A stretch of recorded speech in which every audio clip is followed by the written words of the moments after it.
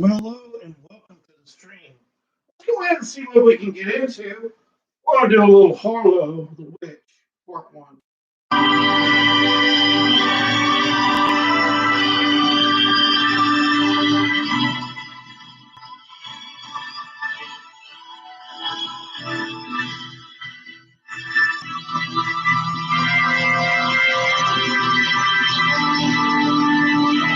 To fact art bell in the Kingdom of Nye. Dial area code 702-727-8499. That's area code 702-727-8499. Please limit faxes to 1 or 2 pages. This is Coast to Coast AM with Art Bell. It is. Good morning, everybody. We're about to do something that may offend you.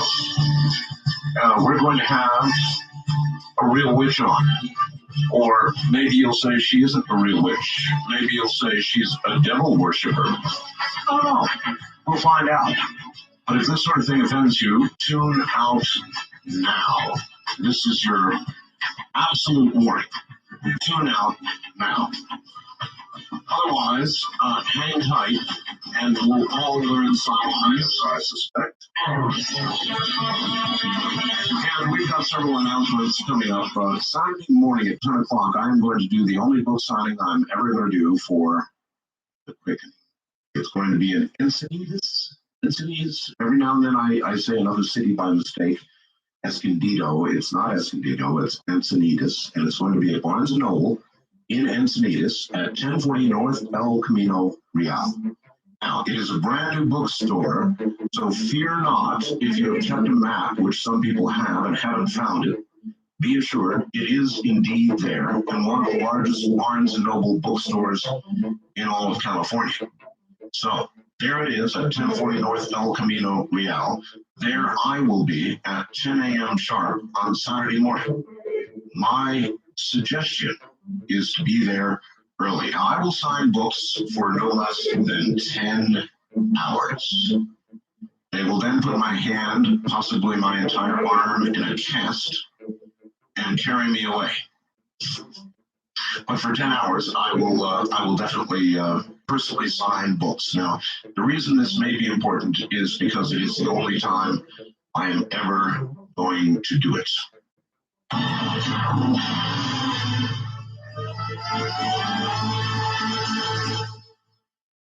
All right.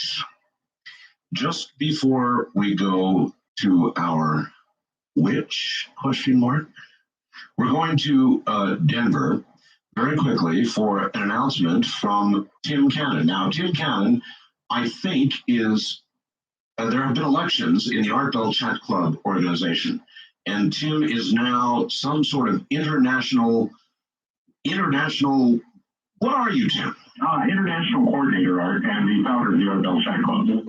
Well, of course, the founder, but I wasn't quite sure of what the international title was, and we are international now because I know we've got a chat club in London. That's correct.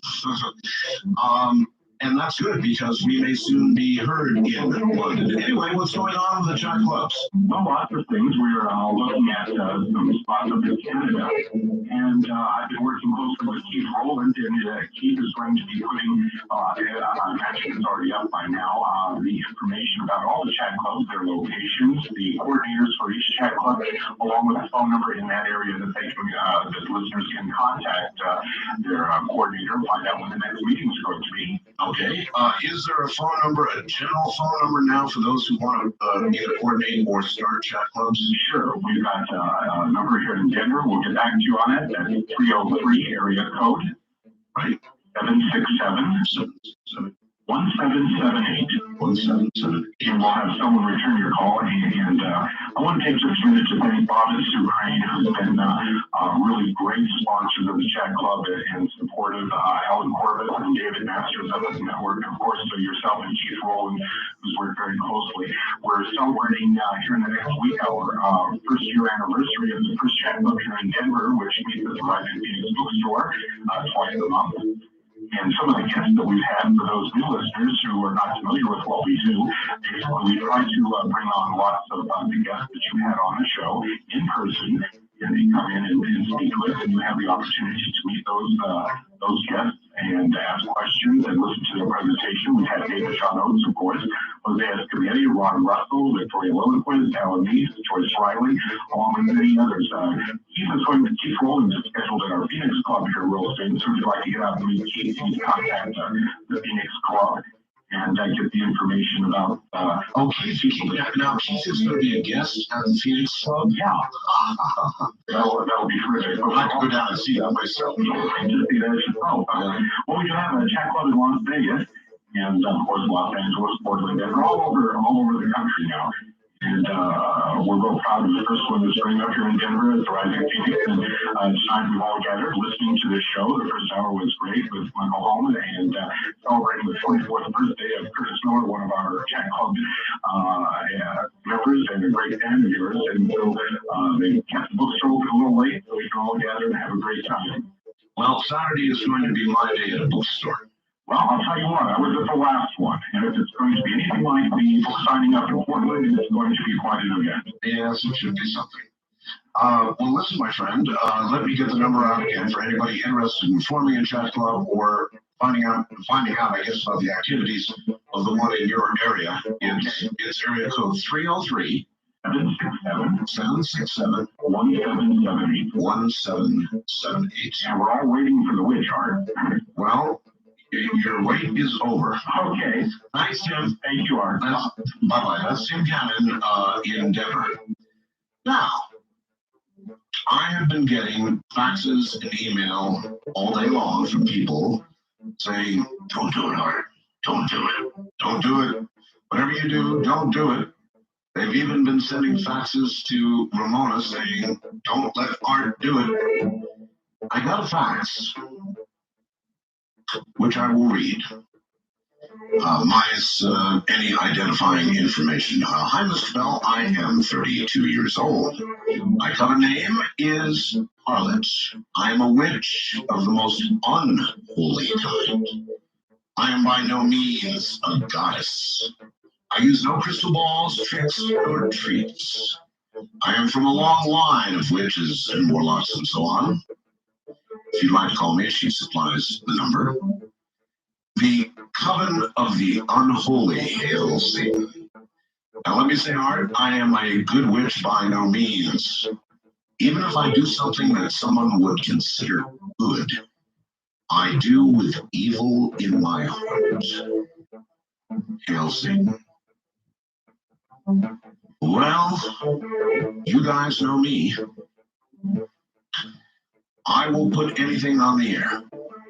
And that includes Malachi Martin, Catholic priests, people of the cloth, people of the church, and people not of the church, and many things in between. So here is Harlot. Harlot, welcome to the program. Thank you, Art. How did you get your name, Harlot? I got my name Harlot because of how I live, what I do. I go around and I spread webs of deceit, adorn myself in a very alluring fashion when I do these things. And I take great pleasure in finding a victim, laying my evil eyes upon him, and bringing him into sinful joy. And if you go back into your scriptures and search them out, and especially in the Old Testament, a woman of my type would be called a harlot. And I take that strictly out of reference from biblical terms. Okay. This fact, of course, shocked me. It shocked a lot of people. A lot of people who have contacted me, Harlot, tell me you couldn't possibly be a witch. I'm not surprised. I knew that would be one of the first reactions. And it's been the fact, should I say when my fiance says the fact. You know, for many years, there's been publicized in different newsletters and through television and through the media itself about what a witch is. If you search these things out, you will find out that even in the most medieval times, that witches were of a more of an evil nature. We took great pleasure in setting great traps and being diverse, a very diverse heart, placing ourselves in a position to be looked upon as Satan followers. But what we do practice the art of witchcraft. What I am art is a satanic third or fourth generation earth witch. I am practicing an art and a faith that has been passed down through my family for generations. And all I can say to them is, they don't think I'm a witch. Well, that's their prerogative, and so be it. Well, those who practice what's called Wicca are the first to step forward and say, based on what you wrote here, you're certainly not a witch. And what do you say about the Wiccans? I'm not surprised. I have encountered many of them here where I live. I have encountered them over the span of my years. Even when I was a young child, I have pretty much been from coast to coast. I haven't made it from border to border yet. I'm one border minus, but I'm going to get there soon. And I've encountered them everywhere. And the thing that I find interesting about it is that once the topics have come up and once it becomes an open discussion, I'm always left standing alone. And I always get these little word of mouth things coming back from them, passed to this person, and so on and so on. But it seems to me I can't find one. Call toll free 1-800-618-8255. Which? Okay, I just hit the button because you used your first name. I don't care anymore. Oh, you don't care? I don't care anymore. You don't care? I don't care. You can use my first name. Really? All right. Go with it. I bleeped it, so let's unbleep it. Your name is Patsy. Exactly. Oh, boy, you're really sticking your neck out here. There's Wiccans listening to the station right now, no more than about 8 blocks from where I live, and I'm tired of it, and they know who it is now, and they have an opportunity, and I welcome the opportunity. I am not going to bicker. I will not get into a rambling discussion about the relevant things. I want to discuss relevancy here. All right, we'll do that. Do you want to say what city you're in? Yes, I'm in Salt Lake City, Utah. I am exactly 2 blocks from the Mormon LDS Temple. Oh, my gosh. What, pray tell, are you doing there? It's all like that is. Well, I came here, first of all, Art. I came here right about the latter part of 1989. I came here with a purpose, and that purpose was to deceive and to lead astray as many as I could. And I have for years, in my childhood, reacted very strongly between issues considering God, heaven, Satan, hell. I am a full-fledged, totally devoted individual, a woman who serves Satan in her heart, and I take absolutely no regard for people's lives when it comes to me, handing them pretty much on a silver platter straight to Satan and take them straight to hell. Good Lord.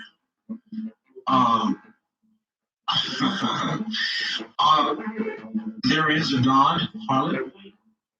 Art, I believe in the existence of an almighty God. Now, there is a difference between belief and acceptance. I do not accept God, the Almighty, as my God, or a God I worship, or whom I have chosen to lead my life. So you believe, in other words, you believe in the existence of God, you simply don't accept him. The one you worship is the devil. I believe in the existence of God, but I deny him in my life, and I deny him to have any part of my life. I have never met or talked with anybody who said what you just said. I have never. You're the first one, Harlan. Do you think there are many people like yourself? I know dozens. They are secretly motivating. We are a movement. It is not just here, it is nationwide, worldwide. We proclaim and uphold all evil. We uphold Satan. We are children of the devil. And I want to touch on something here in a moment because I know what kind of reaction that just caused in people out there in the library and other places. Oh, yes. We have a purpose. And that purpose is waiting for the time of the apocalypse, waiting for the time of the basic beginning of the end. During which that time, when that time occurs, we will raise our ugly heads more notably, more publicly, bent on one thing, and that is establishing our rule of this planet. The rule of Satan, the rule of... Yes, sir. Who is Satan, harlot? Satan was one of the greatest of all angels in the kingdom of heaven at that time. Oh, son of the morning, if you will. Beauty, vast intelligence. Satan, in our minds, and we're not afraid to say this, and we're not afraid of what God's going to do. What God does is what God does. We believe the reason Satan was punished was because of the simple fact he had awakened himself to God's plan. If you go through your scriptures and find out in the beginning, Adam and Eve and so forth and so on, their eyes were pretty much closed, only open to what God wanted them to see at that point. And at that time, Satan decided that that was not right. Why close the eyes of human beings? Why not let the human race know good and evil? Let the human race begin to gain knowledge of all things. Sure. Mm-hmm. All right, sure. There's good and there's evil. But why would anybody, and I can only ask you because you're the only one here, why would anybody, knowing the difference and understanding the difference between good and evil, choose evil? It was basically something that was chosen for me from birth. I had a very odd mark on my body when I was born. My mother, at that time, was very suspicious of the mark that was in a place that, well, we're not going to go there. It's a very feminine place, okay? Okay. And it bothered quite a few people. That mark began to slowly disappear as I grew older. I still have it, but not in the fulfillment that it was at birth. And my grandmother, which is my mother's mother, had known for a long time. I think the reason my mother was really disturbed by it is because I don't really believe that she could understand the concept. And which is what I believe is something very interesting that I would like to share, and that's how this got into my family blood to begin with. And how long ago? Oh, long time ago. We're talking way, way back. Way back. And it was due to the simple fact that of salvation and different things. And I'd like to touch on that in a little while. But first, Satan, in our eyes, is the primordial Son of God. We accept Satan as the Son of God. Jesus was a great person in his own right, and so forth. Within the Christian faith, the Savior, the Messiah, and so on. Yes. We do not recognize Jesus as being the outright Messiah. We do not. We recognize Jesus as more of a prophet, a healer, someone of great knowledge, and if you will, another virtual Son of God serving another purpose. And then so Satan is the one that you regard as the legitimate son of God. In my opinion, yes, he is my God, he is my Savior, he is my way, he is my truth, salvation. Okay, hold it right there. My guest is harlot. She says she is a witch, the coven of the unholy. And I think she means every word she says. We will, of course, get the lines open, and as you can tell, this is going to be a rather interesting evening. In a way, it's kind of like interviewing Charlotte Manson. We'll be right back. And once again, here I am. My guest is Patsy, otherwise known as Harlot. She wasn't going to give her name, and suddenly at the last moment, she's decided, I guess, the hell with it. She's going to use her name. This is going to be very interesting, and I'm going to tread fairly cautiously here. And I said going into the break that it was kind of like interviewing a female version of Charlie Manson. Charlie Manson, I recall seeing interviewed in jail, and I thought Charlie Manson was the antithesis of evil, and virtually said so in the interview. And you could feel it. You could just feel it when you listen to Charlie Manson. And as I listen to Harlot or Patsy, I feel the same thing, don't you? And for some reason, I want to try to understand it if I can. We'll see.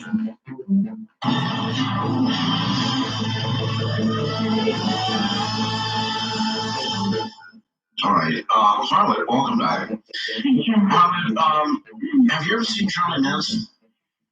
Oh, I respect Charles Manson as much as I can go right now and take him out and throw him to a wall. But what you were prepared to do is going to make Charles Manson look like a Sunday school revival teacher. And let me explain something first. It must be in the correct time frame. Talking very spiritual here. Talking about just because there's a riot or someone says something or does something. We're waiting for basically the book of Revelations to begin to unfold in its entirety. You know, I appreciate you, sir. I mean, when I first tuned into your show, and I remember when you began talking, and you began talking about things that you call the quickening. Oh, how right you are. Oh, how right you are. Yes. We're waiting for the fulfillment of that quickening, if you will. We call it the beginning, the coming of the apocalypse, the beginning of the end. We cannot go out and do different things. There's no one in my coven that even uses a hallucinating drug. We do not allow it. There are no narcotics, no alcohol abuse allowed within the walls of the coven. Even in the private activity, members of this coven, we do not authorize, use, or sell, or take part in any of that period. Absolutely not. It's not a part of our purpose. We're part of a grand purpose. It is a very spiritual, if you will. Art, we have to have justification. We don't just go out and create chaos without cause. When someone gives us, or gives me, talk about me, that reason, I will resort to whatever means necessary to obtain my vital existence. Our own individual vital existences is what means most to us. If we are dead, or if we are strung out, well, how then can we be vital to say this conspiracy? We are a part of a conspiracy going on in this world created by the hands of the devil. And we are going to do everything where we are hell-bent and hell-bound to uphold that conspiracy. What is hell? Hell is eternal torment, eternal damnation. We freely accept punishment, therefore, thereof. You see, even when I do a curse, I attack someone through a supernatural way, I don't use spirits, I don't use in-between creatures, if you will, to do my dirty work. I do my dirty work, and I alone take full responsibility of all my evil deeds and doings. Well, it really goes beyond that. According to Wiccans that I've interviewed, when you put a curse on somebody or you do something evil to somebody else, it comes back to you times 3 or 10 or whatever. If you come back 50 times, then I will find great pleasure in it. As long as my enemy is destroyed, I will find great pleasure in it. Knowing that you are bound for hell, and I presume that you accept that or even embrace the fact that you are going to hell, is that correct? Oh, I absolutely freely accept that fact. And I have no remorse in it. None whatsoever. You describe hell as eternal damnation. How can you possibly, if I want to try to understand the psychology, how can you possibly look forward to that? Well, it's not like I sit here in my house and say, okay, I'm ready, let's go. It's not that I'm like, okay, I'm going to dive into it. We take it from this. I choose to live by my human nature. If my human nature is an abomination to God, I choose to live what in a biblical sense would be termed sinful, and if I live a simple life, then I go to hell. Well, I would rather go to hell with honor than go to hell out of ignorance. And I'm going to go straight to that bottomless pit. And when that key and what is done and what happens. But okay, Harlot, I'm not sure that people go to hell out of ignorance. In other words, if they commit a sin and they're ignorant of the fact that they're committing that sin, there's no intentional evil, then in my way of thinking about things, they wouldn't go to hell. No, but scripture, and I'm not going to start quoting, and I'm not going to do that, and I want to bring out how I use scripture, how this cousin does in a little while. Ignorance. People will ignorantly go to hell. If Satan, our wonderful master, is the prince of all evil, all trickery, deception, is none greater. He will virtually make a person believe they are worshiping God and living a right life. And in the essence, they never even know the eternal plan that God has laid out. That's one of our missions. See, I take great joy when someone tells me that they believe in God, but they don't live a godly life. I take great joy in seeing people like that. There are many. That's what I mean. There are people out there out of ignorance and lack of knowledge of the Word of God, of His Word. They lack the knowledge of it. They think, okay, I'm going to live a great life. And that's fine if you choose that, because I welcome it. They say, I live a good life, I'm a just human being, I do different things, I do different things.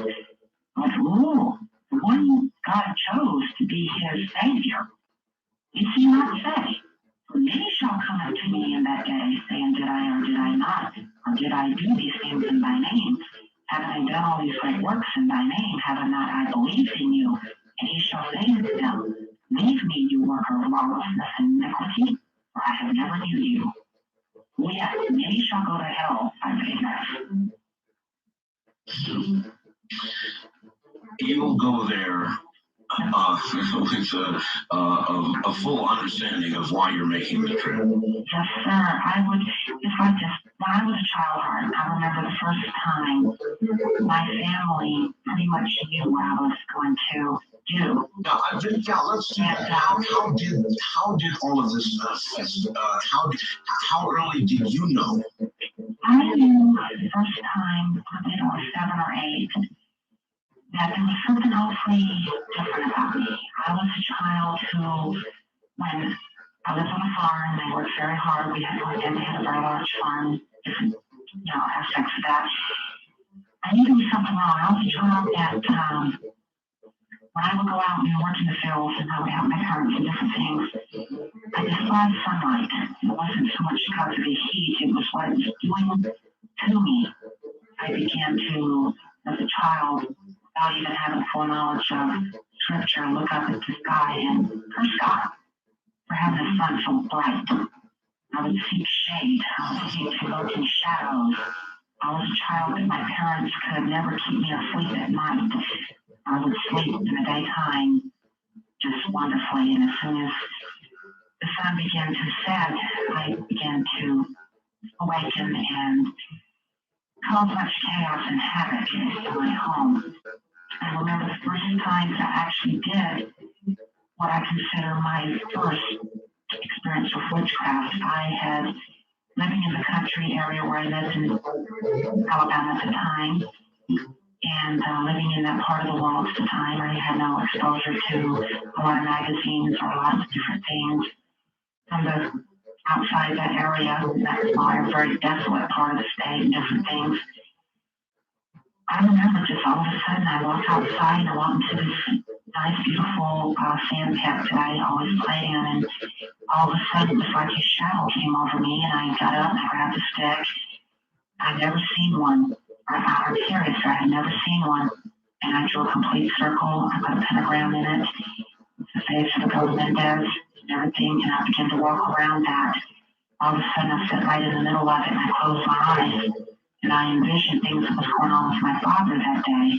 I ran back into the house and told my mother that my father would be arriving late, and he had some business to do and different things to go on downtown and way down the road, believe me, and that he would be late concerning issues concerning what he was doing at the time with the farm and different aspects of business. Well, my mom looked at me kind of, did you talk to your dad before he went to work? This was the summertime, I wasn't in school. And I said, no, Mom, I haven't seen Dad since last night when he got me around at the table to go to bed. Well, my dad got home at pretty much the exact time that I had told my mother. And me and my brother and sister were sitting at the dinner table. And I heard my mom ask my father about these things. And my dad told her that it's impossible. How did you know? He didn't even call. He didn't even call. She said, Patsy came in here and told me. We got quiet in the kitchen. Well, I found myself 2 days later getting my bags packed and sent off to my grandmother's house. And this was at what age? 13 at this time. 13. When I was 13 at this time, right. And this was only because you had predicted your dad would be home late? Yes, sir. I got sent to my grandmother's house, and then that's when she came out and had an old photo album and a lot of letters and a lot of things that were written a long time ago. And that's when I first discovered the bloodline in my family relating to being satanic and evil witch. What was there in your bloodline? What is the history of your family? Oh, very evil and very brutal. There was a member of my family that was a warlock way back, and there are some things, Art, I don't want to get too in-depth yet for the protection of a lot of people that my family tree has affected. Can you understand that, sir? Yes. Okay, thank you. It all began way, way back, and like I said, I'm not going to go with an actual date. It would be, I'm just not going to do it. We had a part of the segment of our family off of my mother's side that were pioneers, if you will, in their own right. They traveled a lot and different things, and it came to a point in time where things were just not going so well. They were running out of food and different things, and you mentioned starvation. Right, they came to a point to where it was virtually death was beginning, as illnesses were beginning to set in. One of the members of the family, who shall remain nameless, because it would give away directly into the family tree, and I'm not going to do that, sought help from God. Well, things got worse, sir. And as the days, there was approximately 10 days here in the period, they began to look at each other, if you will, with eyes of, well, we're getting to the point to where survival is a necessity. We must live to carry on this bloodline. One of the members decided to hell with it. He called upon the devil. As it was written and told to me that there was a deal cut out with an individual who encountered my family, proclaiming the devil. This individual was a very mysterious person, what we understand. They virtually, in pure blood, made an agreement that if they would continue and to bring forth a bloodline, witches and warlocks, so on and so on, that Satan will provide them with their needs. Well, the family is here. No one starved to death. Everybody began to flourish, make money. A lot of people in our bloodline became wealthy. A lot of us became very well known and were very active in different political areas back in that area of the country at that time, even resulting even up to now. Very interesting. I have interviewed, if you've been a listener to the program, you know I've interviewed Malachi Martin, a Catholic priest, advisor to popes way up in the Catholic Church. He talks people who are perfectly possessed. People who are wealthy, powerful, politicians, people who are very well to do, who are simply perfectly possessed, who have in effect made their own pact with the devil. Yes, sir, that's absolutely 100% correct. See, when one becomes into the realm of our most unholy and great master, one must become to the realization of the conspiracy of the devil. See, we conspire to gain vengeance for our master being cast out of heaven. There is no forgiveness of any kind, there's no mercy in our faith. Our master seeks to have victory over God, by that meaning his people, to create chaos, to create havoc, destruction, violence on this planet, to take many as he can away from the arms of God, away from God's kingdom. That is our purpose. Our main goal is not to play, okay, incantation this, spell this. Yes, we do those. And believe you me, we do it from a satanic point of view. Oh, if these Wiccans could only understand, if they only knew. That's why I'll challenge them. I'll give my address right now. You can send 1,000 to my back door. No, don't give your I know, but I wouldn't mind 1,000 of them showing up at my back door right now. It would give me great pleasure. Great pleasure in that.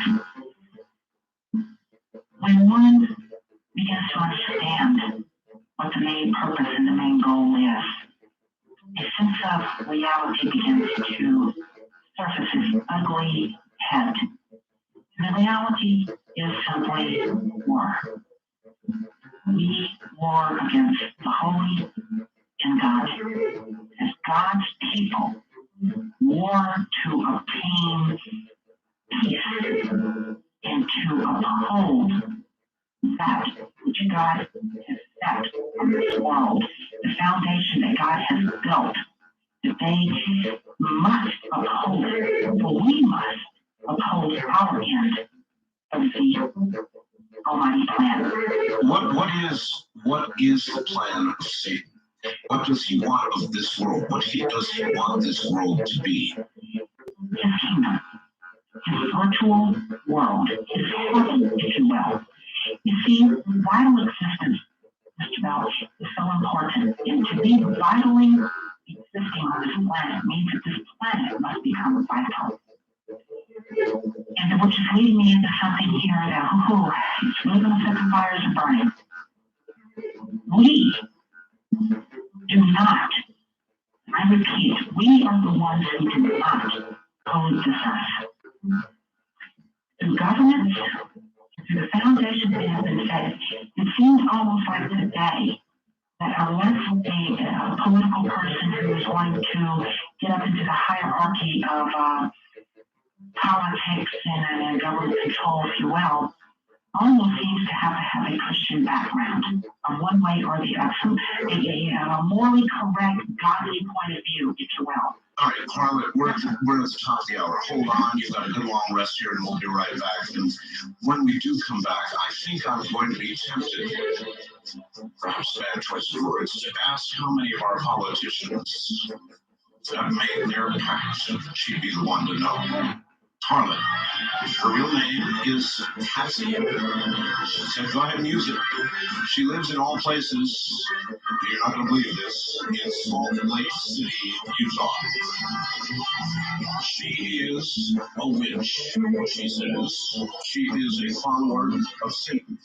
She says, I have never interviewed anybody who makes these claims, so I wouldn't be qualified to judge the credibility of anybody who would claim to have such following. It's absolutely incredible. We will get back to her in a moment.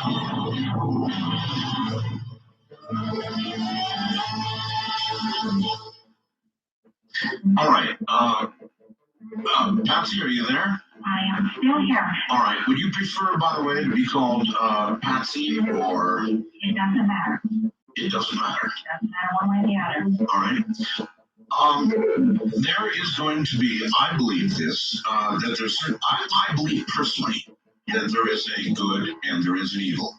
And hence there must be a God, there must be a representative of evil, and there is a constant battle going on. You believe that there will be an Armageddon, a final war.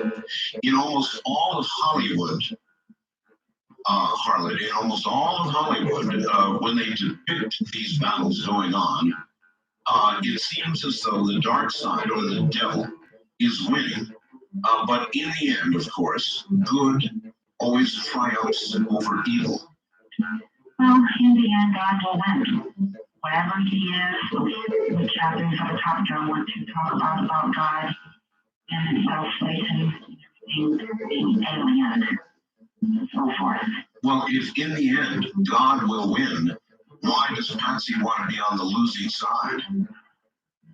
I have always, my entire life, had incredible urging for the underdog, if you will. When I mean the underdog, I mean the ultimate underdog. I feel in my heart what God did was unjustified. How he punished Satan.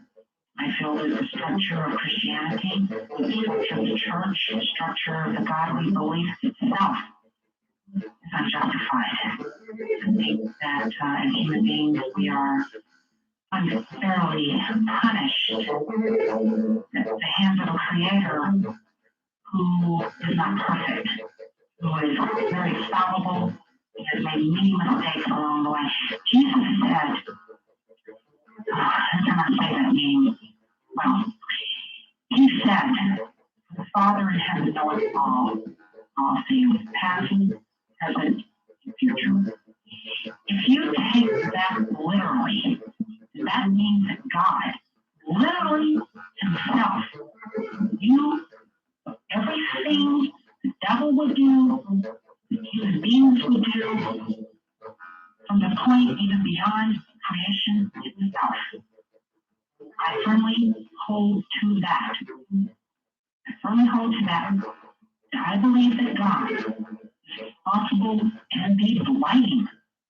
And I, as a human being who opposes him, who opposes the other side, if I myself could put God on trial, I would find him, if I could, as jury and executioner, guilty on crimes punished crimes against this planet and the human race. I will find him guilty and condemn him to eternal death. That's how much I despise him. Let me read you a couple of faxes before we get to calls. Hi, Art. So far, Patsy seems to be dead on and telling the truth. Can you please ask her the following two questions to test her? One, is there any connection between Satan and UFOs or UFO abductions?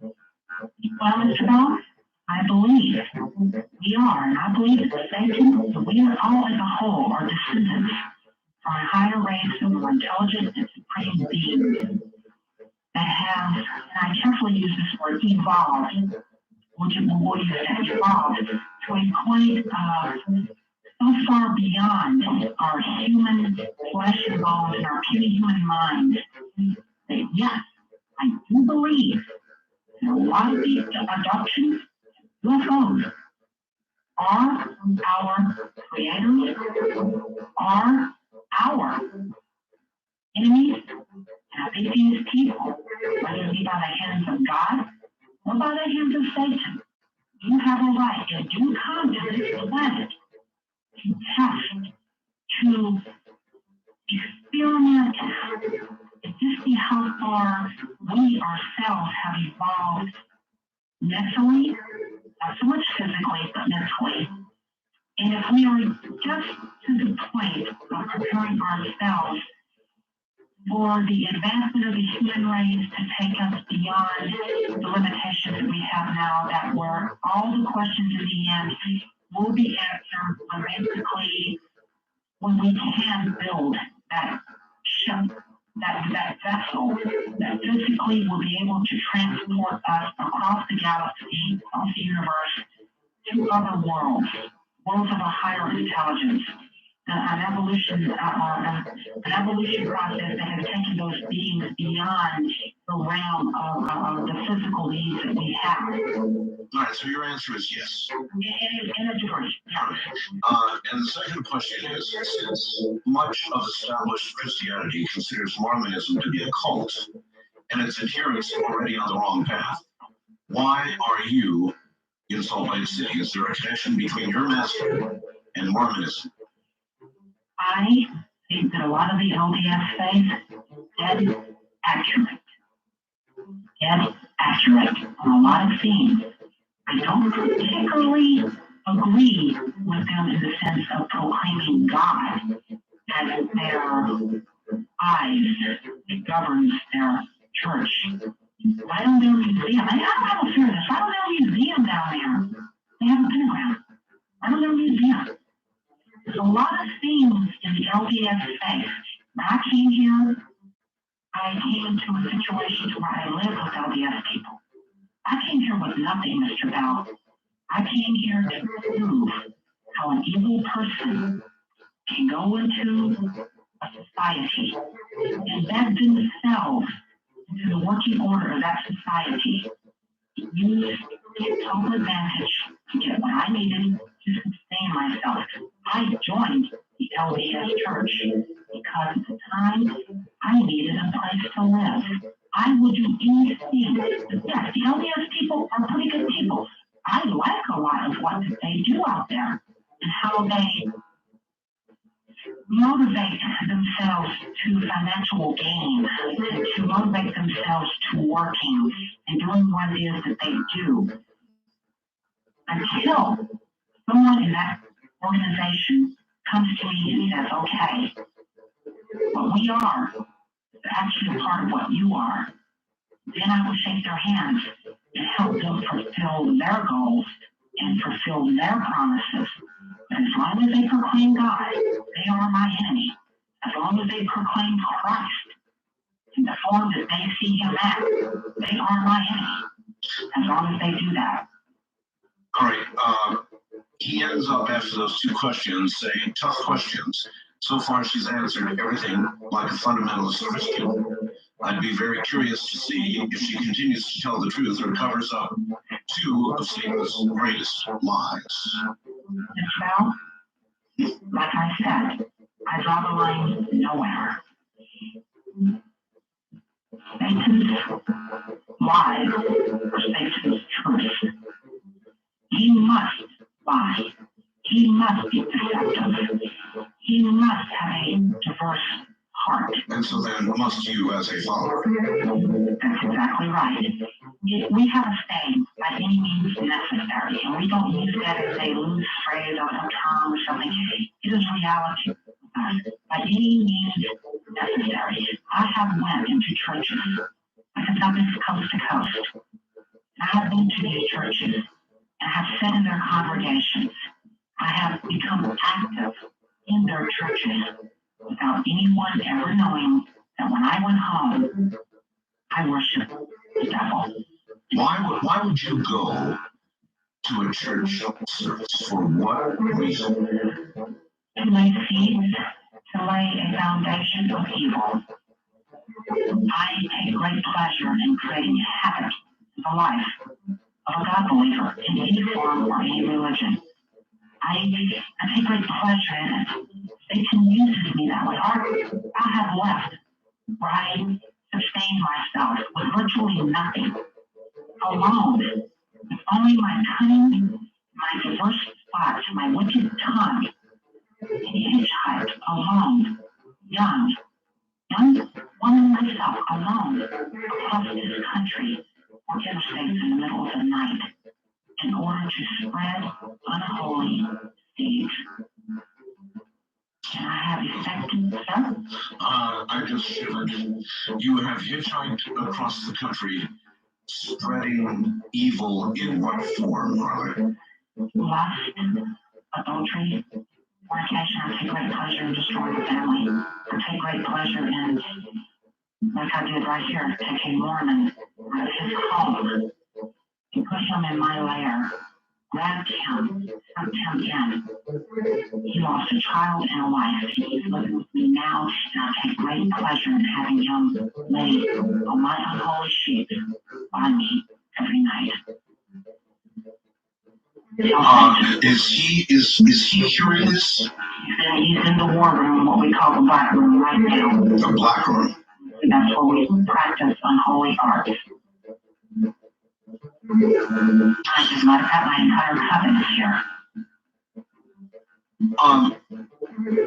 Across America, Harlot, how many covens like the one that you have there exist, do you believe? I believe there are many. I've seen a lot of them. They're not prepared yet to actually come out publicly. I think they live not so much in fear, but they're just not ready at that point in time to make a difference, to impact the areas that they live in. Why are you coming out publicly? Why are you ready to say all of this? Because I have a purpose. My purpose has been unknown to me through visions. My purpose, I am being primed for an ascension. I have a ritual coming up here before All Hallows Eve that is of the most unholy kind. The only victim in this ritual will be me. I am the victim. I will be alive. No, nobody's going to behead me, and nobody's going to do that. I will be alive. It's a part of my ascension. For years as a child, Art, I would cry in my bed at night. I would just cry in my bed, feeling sorry for the devil and what God did to him. As a child, I would wake up screaming in the middle of the night, hating God. Virtually hating God for what he did to my master. There are people, many, Harlot, who will say what you're saying represents not a religion, not a belief, not a worship of that devil that you say you worship, but rather a mental illness. That's their prerogative. My parents, when I was 18 or 19, did take me for examination. They took me to many doctors, many things. I was hooked up to more machinery than it would seem like my eyes anyway, than not only body shop had. They did brain scans, they did different things on me and so forth and so forth. And what did they come up with? Wow, there was no pills, no nothing, and almost people told my parents, what do you think?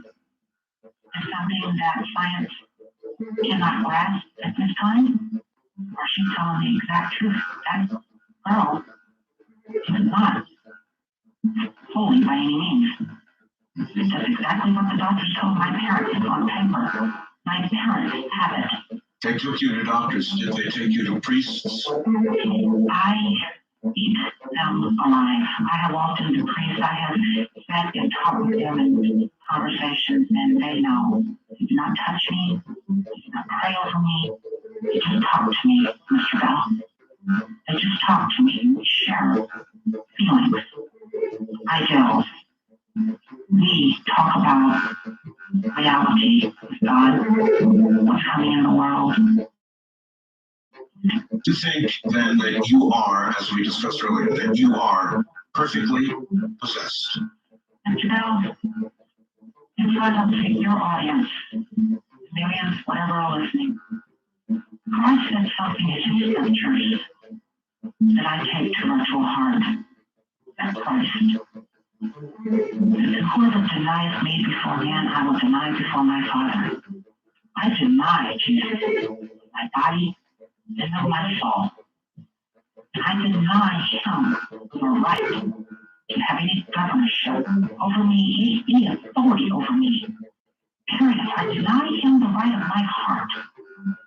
That way I will be assured that he will definitely, and I do everything in my power, each and every breath I take, I definitely want to be denied in heaven.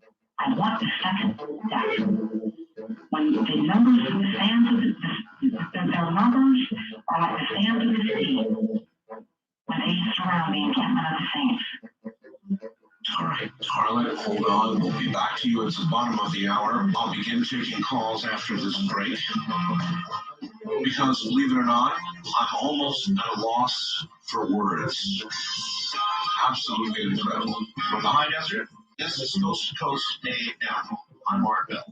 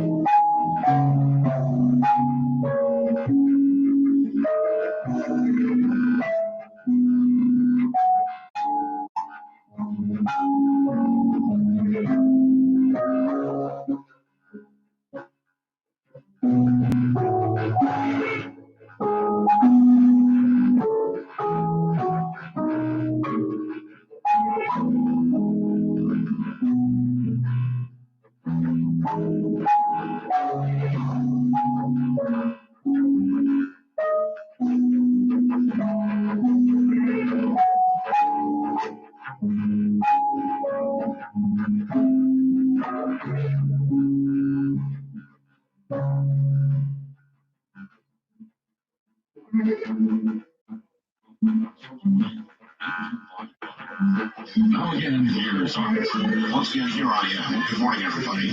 I'm getting a number of faxes from people who say Harlot is not this or she is not that. And frankly, I'm not qualified to judge what Harlot is or is not. And I can't imagine too many people out there are, but they think they are. We're going to turn it, what I'm going to do is turn it over to you here in a moment. And we're going to see where this goes. She claims to be a witch, a follower of Satan. And so far, according to what she said, I'm accepting it at face value. It would seem to me that's exactly what she is. Although we will continue to explore, and I will continue to try to form an opinion, which I haven't fully formed yet. At this point, I take her words at face value.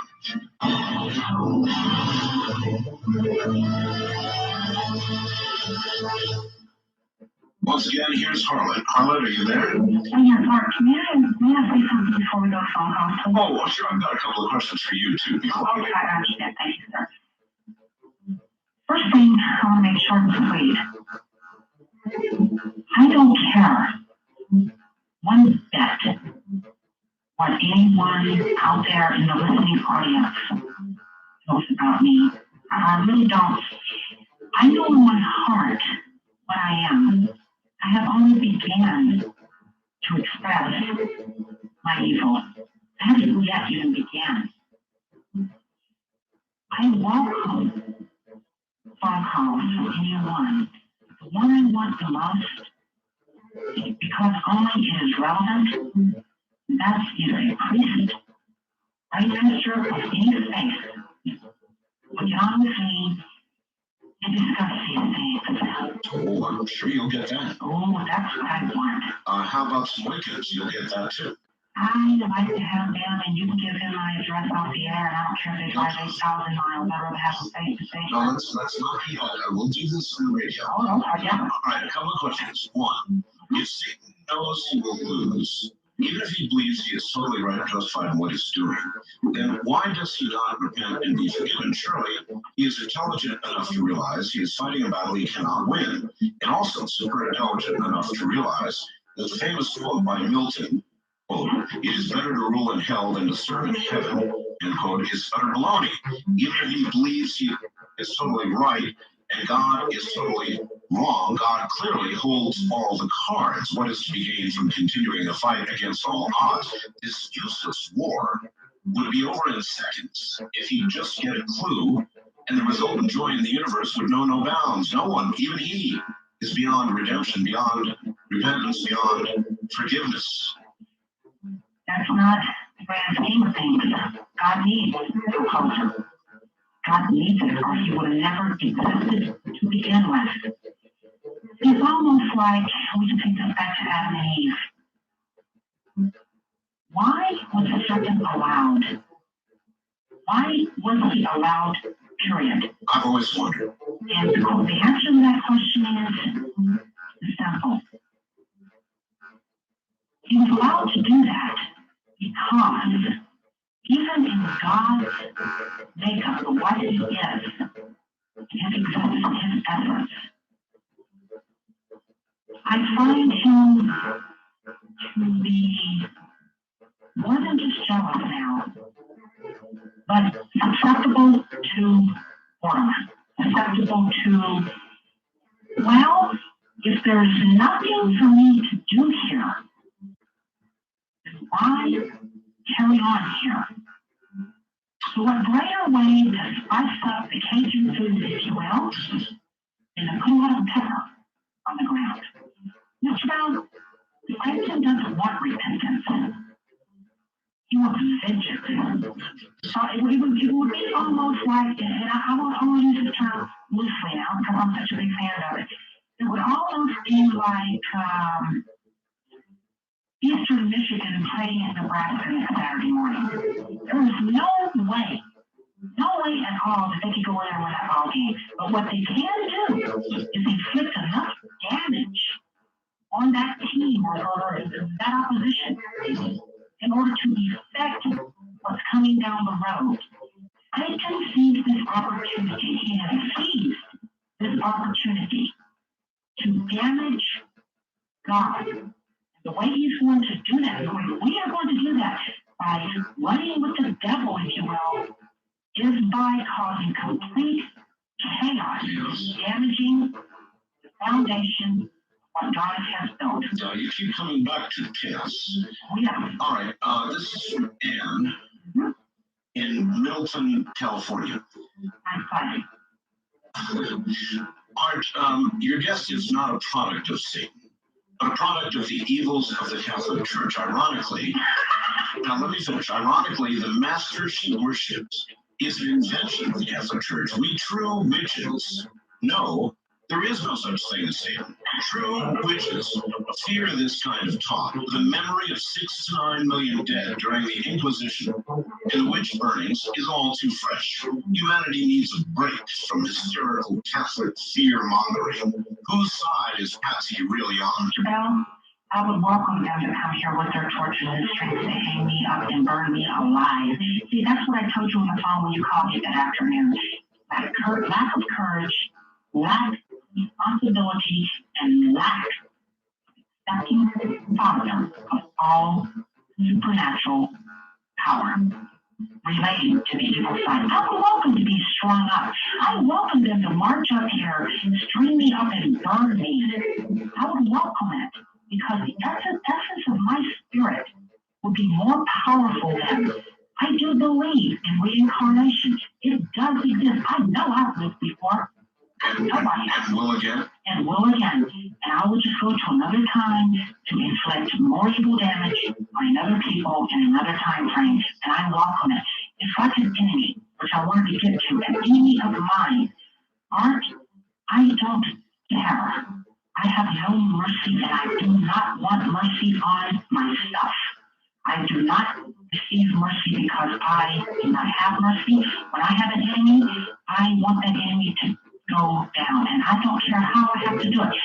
If I have to resort to licking a dog, I will. If I have to resort to attacking them, which I want to bring up later on about soul journey and different things.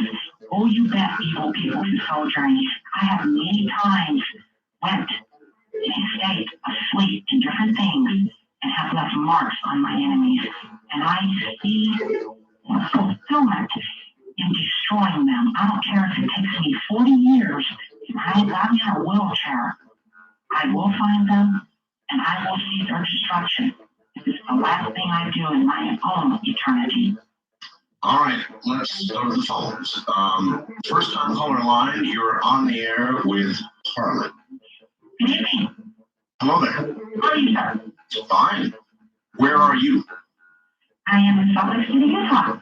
Well, no, that's you. I'm talking to you. I'm sorry. The caller, are you there? Yeah. Okay, turn the radio off. That's number one. Oh, okay. Everybody, as soon as you get on the air, turn your radio off. You'll be able to hear it on the phone. All right, do you have a question? Actually, I have an answer to your question as to which politicians had already made their attack with Satan. I have been studying witchcraft and the occult for several years, actually about 8 or 9. And then I have discovered an immediate and heinous plot of Satan to try and rule over the world government. And it involves, as you mentioned in the ad, I believe earlier, about a coin that has 2-headed eagles. That is one of the signs of Satan. A coin that has 2-headed eagles. A double-headed eagle, yeah. Uh-huh. That is a sign of a religion known as Freemasonry. And Freemasonry, most people in Freemason pacts or Freemason lodges, which are all around the country and all over the world, would like you to believe that they're like a little group, like a little lodge, like a membership. That does good things, good deeds. Yeah. In reality, Freemasons have a secret pact with the devil to go out and rule over the world and to bring Satan above ground on earth to be able to rule in complete monarchy. All right. Do you have a question for Patsy? Actually, I wanted to ask her if she was a Freemason herself. All right. Patsy, are you? No, sir, I am not. But what the gentleman he just said on the phone, I would like to thank him. I would like to thank him kindly, even though he does some things that I don't quite agree with. And that's what makes America wonderful. But he is dead on accurate to a degree. And I'd like to thank you, sir, whoever you are, very, very much. Because the conspiracy lies deep. In politics, you would not believe. The coin, look who was in the presidency, the Congress, and everything at that time. Look at the New World Order. Who brought that up for the first time? There's your answers. Go and seek these things out, America. Do it on your own. I'm not going to sit here and tell you. You do it for yourself. If you dig deep enough and overlook a lot of the red tape and a lot of the hogwash that's put in front of our faces on the TV and so on, you will begin to understand that this conspiracy is very old, very, very old. In America, we are alive and well. All right. Wildcard line, you're on the air with Harlot. Hello. Good evening, Patsy and hi, Art. Good evening, sir. This is Kazuki in Indian Springs. I got several questions, but hopefully I'll be able to get at least a few in. Do you have to snap out of it when you feel sorry for something or someone? No, I never feel sorry for no one. Okay. If the devil exists as you proclaim, and I decided to invite him over by calling him a perilous pot of protrusive protoplasm immersed in dung, and he likes nothing other than to search and destroy.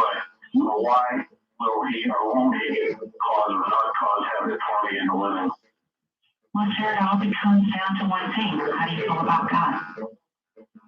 Well, I believe in a God. I believe he is an extraterrestrial. What is your thoughts on that? I believe the world descends from beings of a higher power. Okay, one more They question. are alien in essence.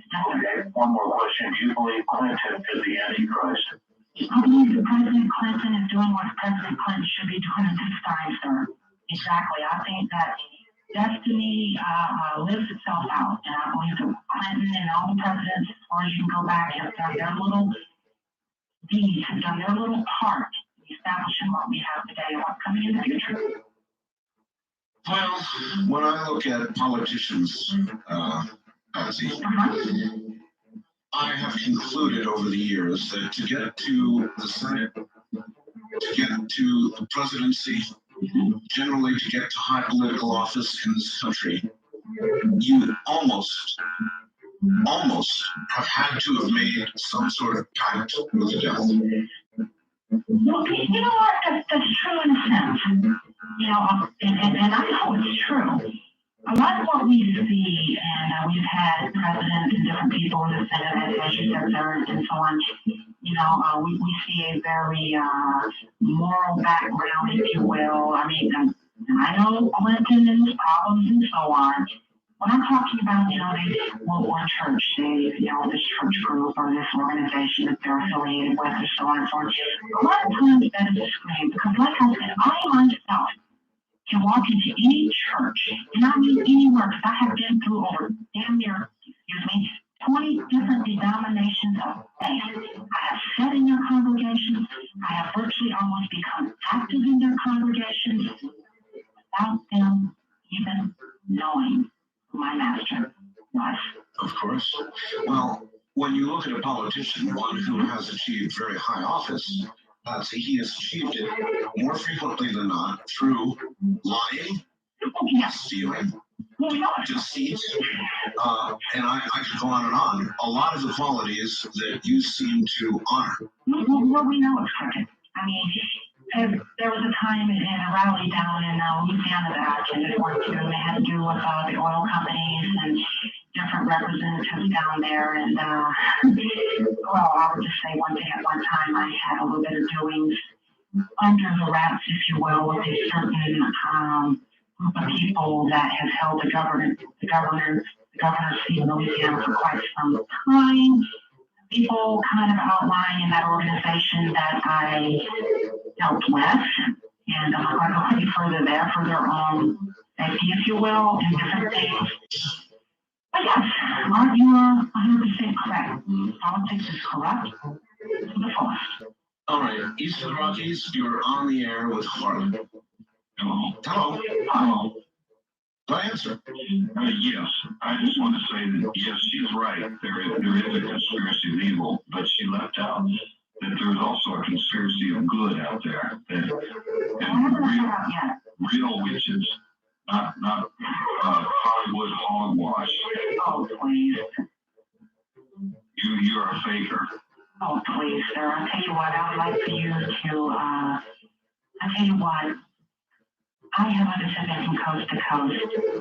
Don't be surprised if one of us doesn't creep up around a dark corner one night and just say hi and shake your hand. You seem to be one of the most nicest human beings that you have ever met in the world. And in the end, your diverse heart will conquer you. That's just the bottom line. See, sir, if I had to get up in front of a congregation and preach about God, I would. If that meant, in the end of it all, upholding Satan in the end. Well, I'm not talking about the church. I'm a practicing wicked. Oh, goodness, if you can't listen to me, can I give you my address? I would like to see you, sir. What you are doing is trying to flame the fires of the Inquisition again. That's all you're trying to do. What? Acts? I'm not. My acts aren't evil. But still witchcraft. Witchcraft is not evil. Oh, okay. Alrighty then. See, I run into this all the time. You know, sir, and I'm not going to use some intelligence here. I'm not going to call you no name, but sir, please do me one favor. Just a backbone. Accept the reality of what you're doing is not godly. Okay? Please do. I'm not talking about But God. sir, I hope in the end that you don't. In a way. Let me understand. You have accused her of being fake. You say you're a wicked. What are you? We practice a sort of nature worship. All she did was throw in some stuff from some Hollywood movies. She was just trying to get some propaganda out there. Oh, please. Maybe not. I mean, in a way, I understand what she's saying, and I'm not, believe me, a long way from siding with her. And I understand, Art. But on the other hand, you're saying you're worshiping nature and you're leaving out God. She's leaving out God and making no bones about it. You're leaving out God and trying to suggest you're kind of in the middle. No, there is a God force. It's not like a physical being per se. Yes. I would just like to tell that gentleman, I hope he goes through life before he dies believing it. I do. Like I said, there are going to be those who go to hell out of ignorance, those who go to hell with honor, and I'm going with the honor, and so are my people. I actually understand what you're saying. Right, I do. Sure, I really do. You know, there was a time that I so much despised the Western to the point to where even without being in me, even without ever setting themselves against me, and they were laying on the ground bleeding, I would rather dump salt to their wound than actually give them blood. But, you know, in the general makeup of it all, they're silly. You know, at least, yeah, I'm not here, America, to try to satanize America. That's not my duty. That duty lies in your own heart and the general makeup of the things to come, just like El Nino. Yes, and we better all start going forward. This El Nino is the beginning of something even more grand to take place in the next 2 years. We have not seen hurricanes. We have not seen the multitude of storms that are going to come down on North America and the world until 2 years from now. Just be prepared, America. The art is actually right. You better buy food, and we better stock up to prepare to make it the hard way, because there's going to be some hardships like I've never seen before. Anything else, Colin? Think of it. The Wiccans have had this problem for years. Because people like her have always come out saying that witchcraft is evil and everything, and it's not.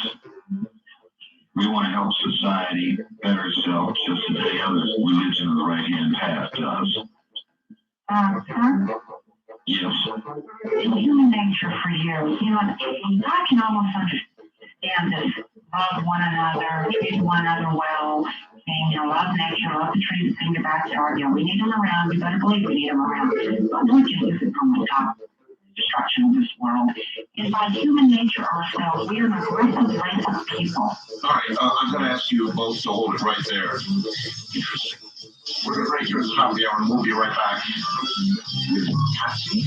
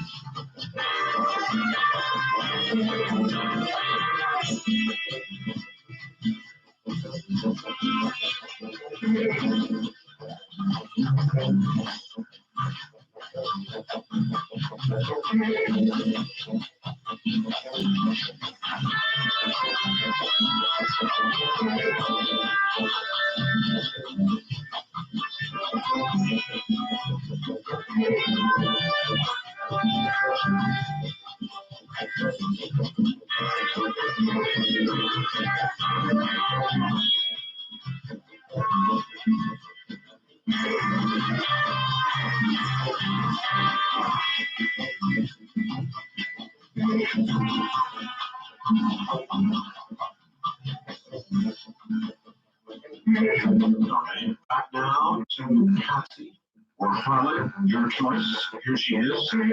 Patsy, two faxes, two very different reactions. One, hey Art, I don't suppose you could open a cute, cuddly cat lover's line after your satanic guest leaves, could you? I need to hear something that'll take away the heebie-jeebies she's giving me. Yikes, she is scary. I mean, really scary. And so there's one who believes, and here's one who doesn't. Patsy's position is laughable. In order to be a Satanist, you first must believe in the same God that Christians do. And that immediately shows that Patsy has no awareness of the truth of the universe. Anything else she claims to know is so much fun. Patsy doesn't really have a problem with God.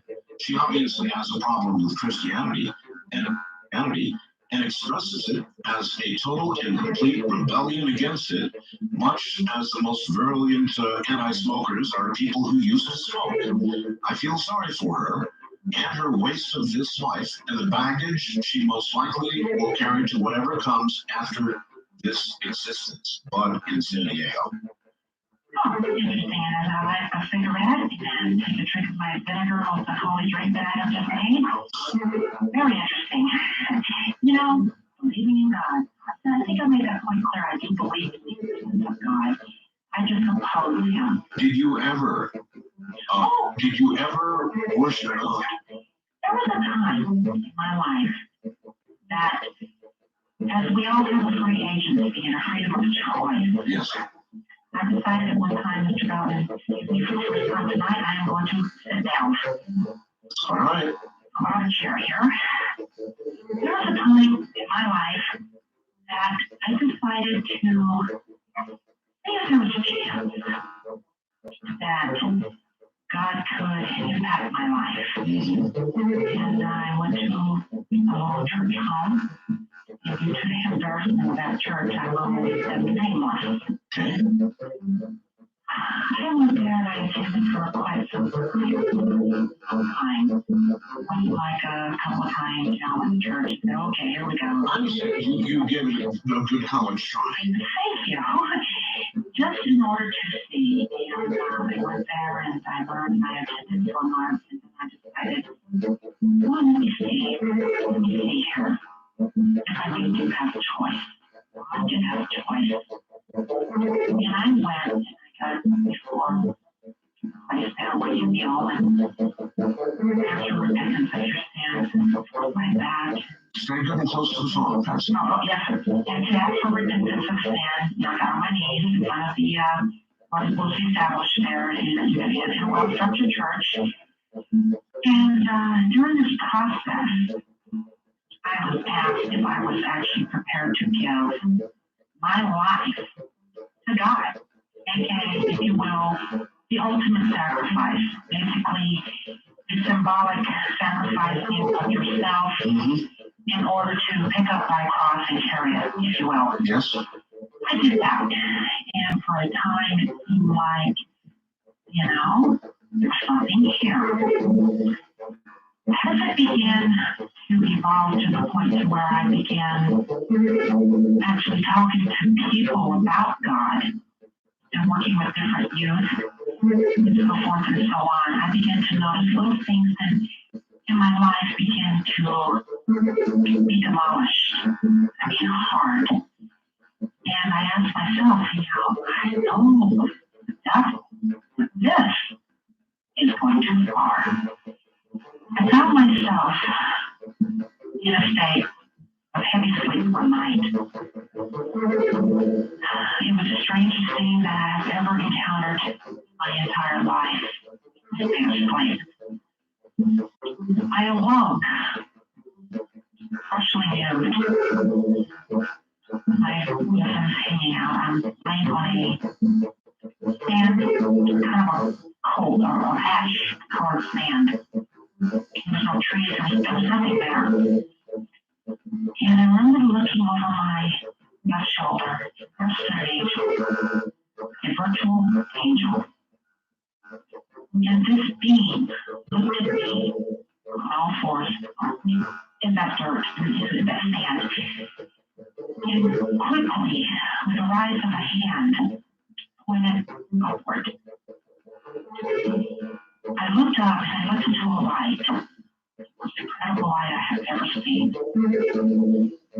And a voice, a virtual thundering voice, said to me, I would never forsake anyone, but you will forsake me.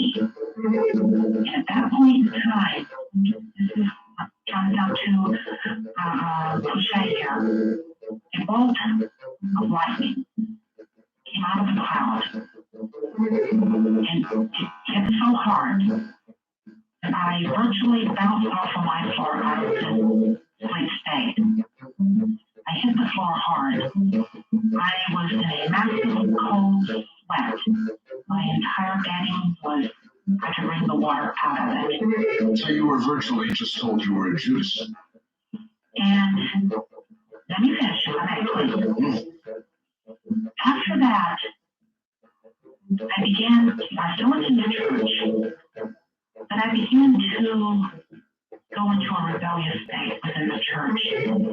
I went time and asked the pastor of that church a few questions right throughout the entire congregation, and everybody there turned their head and they looked at me with marvel. How could someone stand in their congregation and ask the questions that I asked?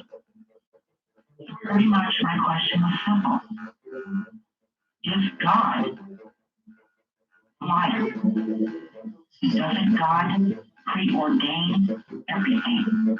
Well, as you can imagine, that did go over well in the church. And I was asked to leave, and I left. For another few months thereafter, I still held on to a strong belief into the God order, I call it that sometimes. But it eventually became obvious to me that, no, you're not a part of that. So then you really regard everything God is as a lie. Yeah, well, the reason I asked that at the time, can I explain? The reason I asked that at the time was because of those words, past, present, and future. And the scripture saying that we all have the basic freedom to choose, the freedom to live our lives as we see fit. But in the end, you are going to receive either a eternal torture or an eternal fulfillment in heaven.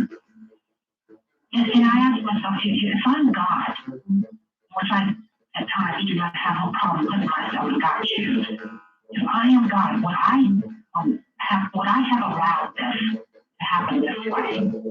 No, I would not have allowed it that way.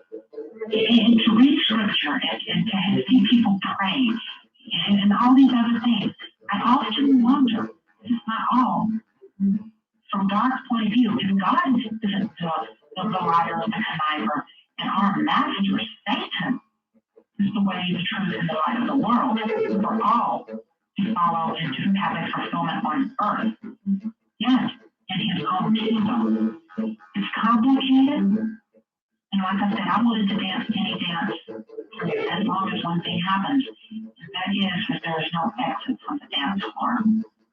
I have called many times here locally, preachers. I have asked simple questions.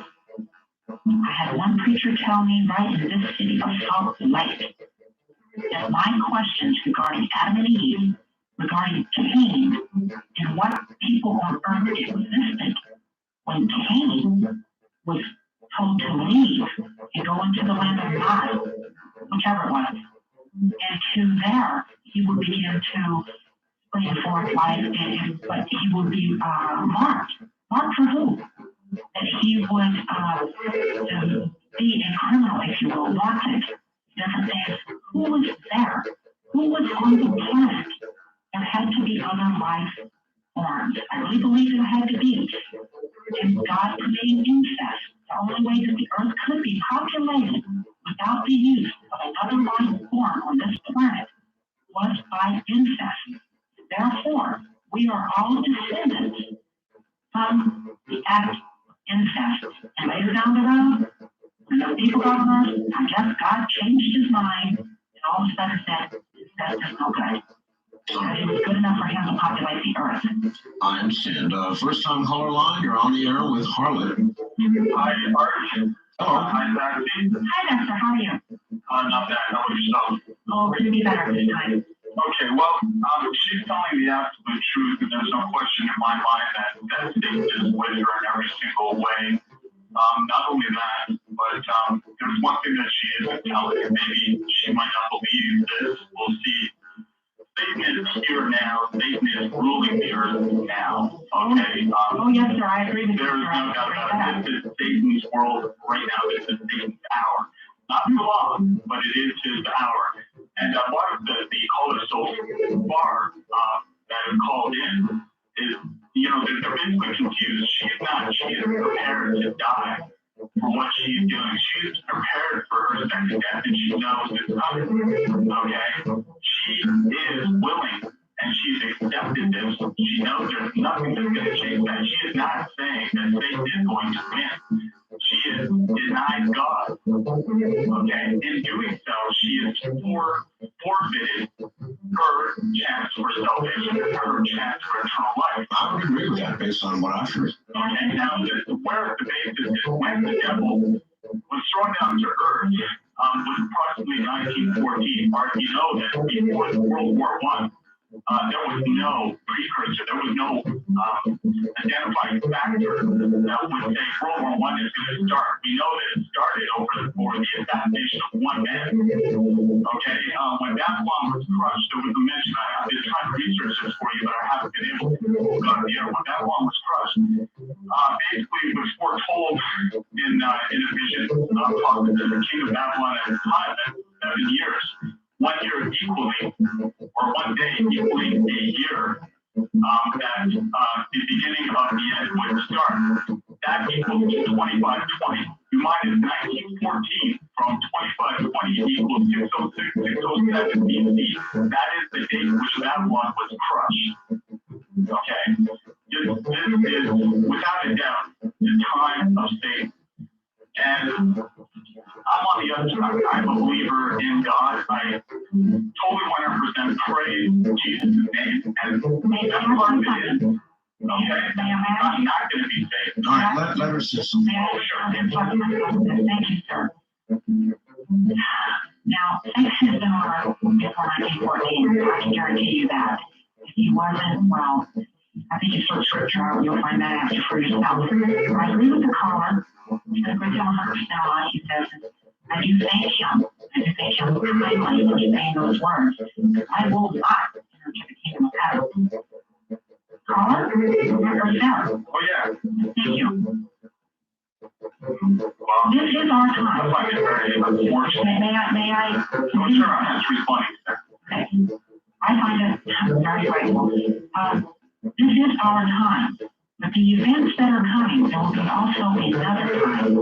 Yeah, And when that time comes, our people will raise their ugly heads. And like I told Mr. Bell earlier, what Charles Manson did to every form, it's just a sick human being. We're not going to hallucinate. We're not going to have people just run out and do our dirty work. We are all going to do our dirty work. And when the evil begins, he will have mercy on no one. Many times through biblical history, God's people felt God had to punish his own people time and time again. This time, when this all takes place, they better have be on the right track. Because without a doubt, I mean, there's no ifs, ands, or buts about what you're saying in terms of that 1,000 years. If they're not on the right track, the punishment that Satan's rule, when we do take our stand on this road, and even more than you can even begin to fathom what we're doing now. No, I pretty much not. Oh, yeah, I respect that. They had better be close to God, because believe me, what's coming with that mark, the only way you're going to be able to trade for food or talking about the number. Right, the mark of the beast. There's going to be a lot of Christians, and I'm not calling them Christians, please don't, not directly saying, okay, he's a Christian, and okay, I'm just saying, a lot of people who believe in God will be put to the ultimate test in that day. Right, people have to die for that belief. Exactly. Exactly. Just like you, this is, you're talking to the light, I'm talking to the darkness, okay? And I welcome There's no ifs, ands, or buts about it. I welcome to the conversation, I really do. This makes more relevant sense to me than talking to the way. All right. Well, you view her then as the real McCoy. I said you view her as the real McCoy, that she believes what she is saying. Take a look at her words of art. I mean, like she had already lied a few times in terms of she comes from a long line. She must now be referring to the fact that her reincarnated line, her parents would have been surprised at the fact that she was drawing pentagrams. Denial, sir, because they didn't live with the fact that it was actually affecting them right there. Can I ask you one question before Art goes to another caller? Yes, feel free. Okay. My question is to you, which line do you come from? In terms of if it's not your birth parent's line, from which line do you come from? This line of my mother's side of the family. It is my mother's side of the family. I said that to yesterday myself, but it was my mother's side of the family, not my father's. My mother's. And because it is my mission to do so, I do pray. Wow. I'm here. Yeah, do you hear him? He said, pray And what? because it is my mission to do so, I do pray for you, regardless of what you want. And sir, let me tell you, it won't happen now. It will not happen now, sir. My enemy, and if this was the day of the apocalypse right now, and everything begins, I would be at you. All right, we're going to have to hold it right there. Patsy or Harlot, hold on. There will be more. From the high desert, I bet you haven't heard anything like this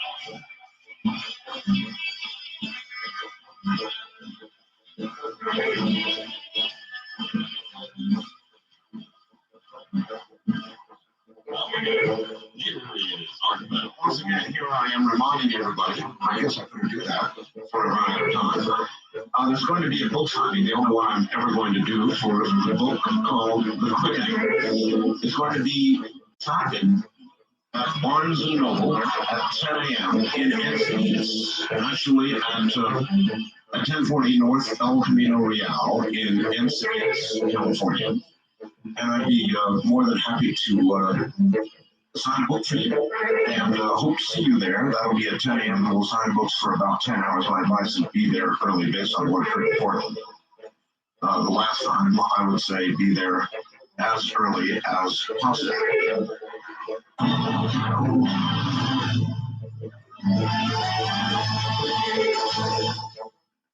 All right, this should be interesting. Harlot, listen to this. Dear Art, welcome back, Art. It seems to me that Harlot has solved her guilt and identity crisis. The belief of Satan and hell is a crock. It is an excuse for all the wrong she has caused in this world. How do you react to that? I react to that with these words. I am alone, blame for all my sins, for all my actions, all my dirty deeds. Under King, I and I alone suffer the consequences thereof. Mr. Bell, I for years have been asked that somewhat that question. And people just don't seem to be able to grasp the fact, the outright fact that I am my damnation. I am not guilty of crisis. I am guilty of my words, penalty of my actions, I am guilty to be sentenced to eternal death. Said and done, and I freely accept it. I have had a lot of tragic events in my life that have, yes, they have swayed me in one way or the other, like the death of my son, you know. Sure. But just because of the death of my son, I don't hang this, okay, God, it's your fault. Death of my son was meant to be. I wake up sometimes, Mr. Bell, with a longing for my baby, for my 5-year-old child that's taken away from me by my husband, who I am no longer with. By his hands, he took the life of my child, and I will never forgive him for that. He is no longer on this earth now, and I will never forgive him for that act. But that did not thrust me into this satanic belief of mine. This is something that I longed for as even as a child. It was my birthright. There was a time when me and my brother had, never forget this, we were on a trip one time. He was praying to God, and we were young, you know, and got down, lying on my knees, and my big bro, you know, years older than I, and so forth, and was looking at me, and I was sitting there, and I said, you know, my little prayers, and when I got through saying it, God, just out of nowhere, I went, hell Satan. He jumped up off the floor, and he looked at me like, what? And I looked up at him, and I just went, I don't know. And I ran across in my bed, and I threw the covers up over my head out of embarrassment. It was something I didn't even plan. It was something that was just so, it just happened. You know, bang, right there, it just happened. Here's another fact. This is the most important question you could ever ask the harlot. Ask her, how will God, in the end time, smite Satan, the devil, and all his followers? She will not know the answer. He will smite us down in the end. When the angel comes down from heaven, the keys in his hand. Those keys will be the keys of the bottomless pit. That angel will open. First, he will be cast there for 1,000 years and placed there. Then the angels will come down and loose him. For 1,000 years, for a little season, we'll be able to roam once again in order to establish the satanic rebellion on earth, greater than anyone can ever fathom right now. And in the end, fire shall come out of the mouth of God. It shall devour. Satan shall be cast and thrown into the pit, where the Antichrist and the false prophet already are. Actually, I think you did get it right.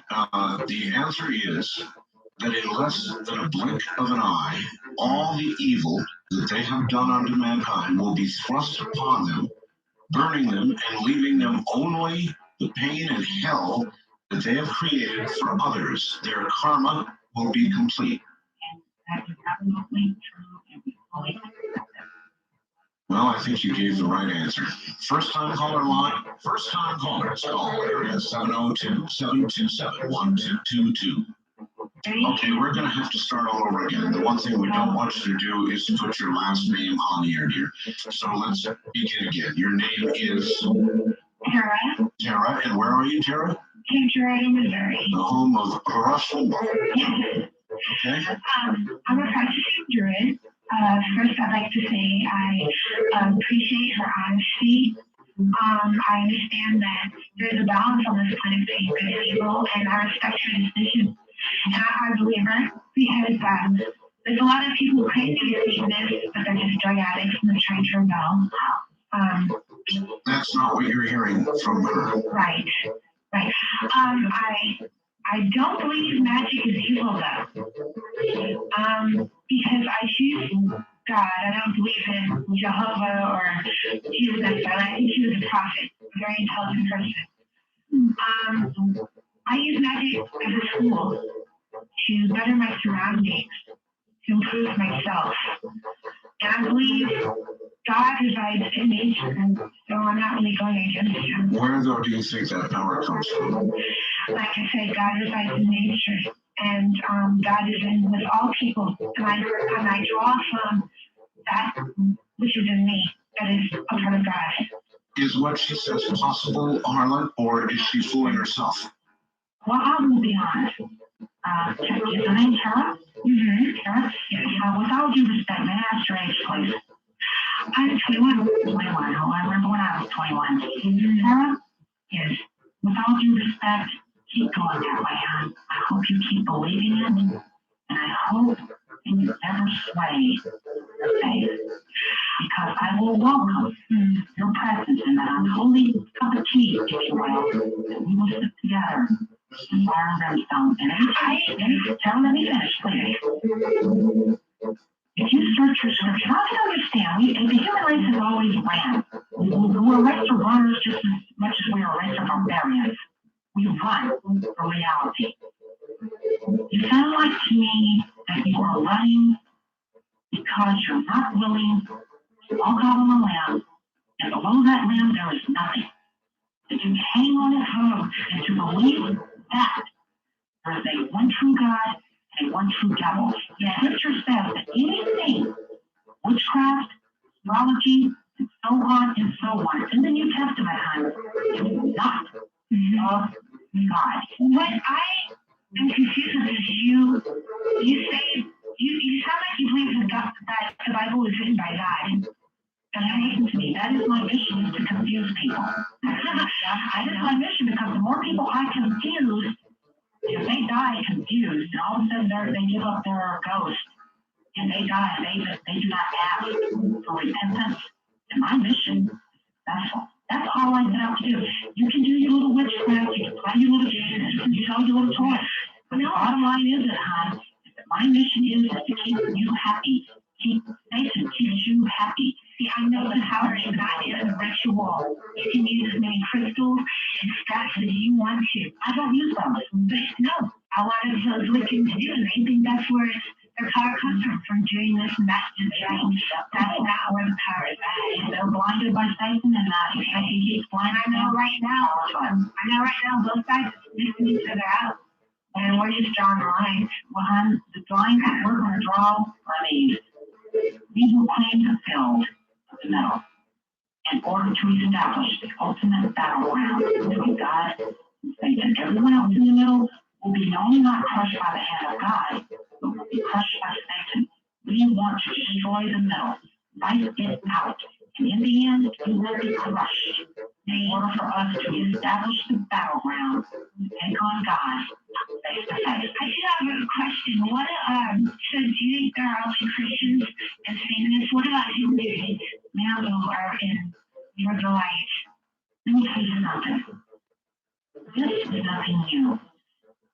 There is only one evil and one good. Until the world begins to wake up to it, hey, that's just the way it is. I prefer people who proclaim God over people who practice an evil art and not accept the Father. I would sit down and have a decent dinner and a casual conversation with a preacher of a holy faith. Sit down with people who practice magic but are not willing to accept the consequences, nor the Father, the one true Father of all evil. And magic is evil. In any way you look at it, anyway, it is not a natural human trait to want to practice magic. It's not. You have to be willing to accept the consequences of what you're doing. I clearly understand what you're saying. From Dale in Atlanta, the following. Art, I really admire your guest. She seems to have a sort of sexual magnetism, almost erotic. Is this also one of her entrapping characteristics? Yes, it is. I love especially young virgins.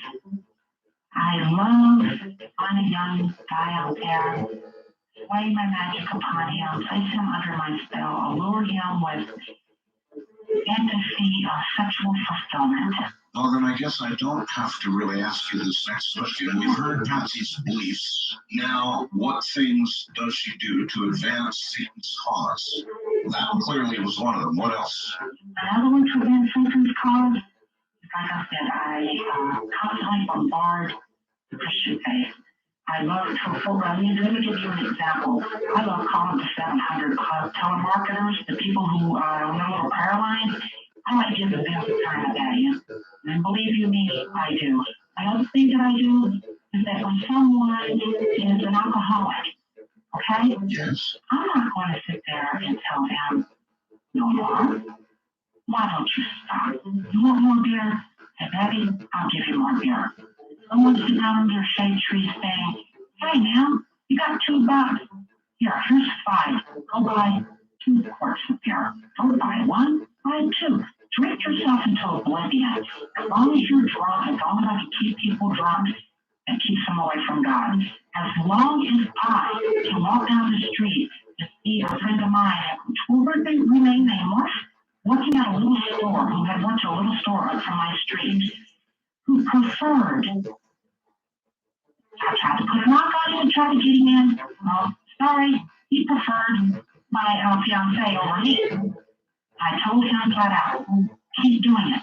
Be the biggest abomination unto God that you can. I'm all for you. Anything, Art, anything at all, any way at all. It doesn't matter. Like I said, I was like a dog.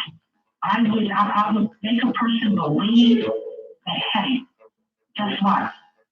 Satan is joyful, pleasant, there's no hell. If that's what it takes to keep them away from God and to take them to hell, so be it. Wild card line, you're on the air with Harlot. Hello. Hello. Hi. My name is Star SP, and I belong to the Hermetic Order of the Golden Dawn. And I'm calling from Honolulu, Hawaii. And I can't believe that you guys sound so clear. Anyway, so I wanted to say I totally agree with her. And the younger caller that called in before me, it was, I mean, exactly, I remember when I was 21, and, you know, you just don't really understand, I don't think, what life is all about at that age, really, but what I wanted to point is, I joined the order about 3 years ago, and I'm still in the outer order, I'm a theorist grade. Are you familiar with that? I'm not.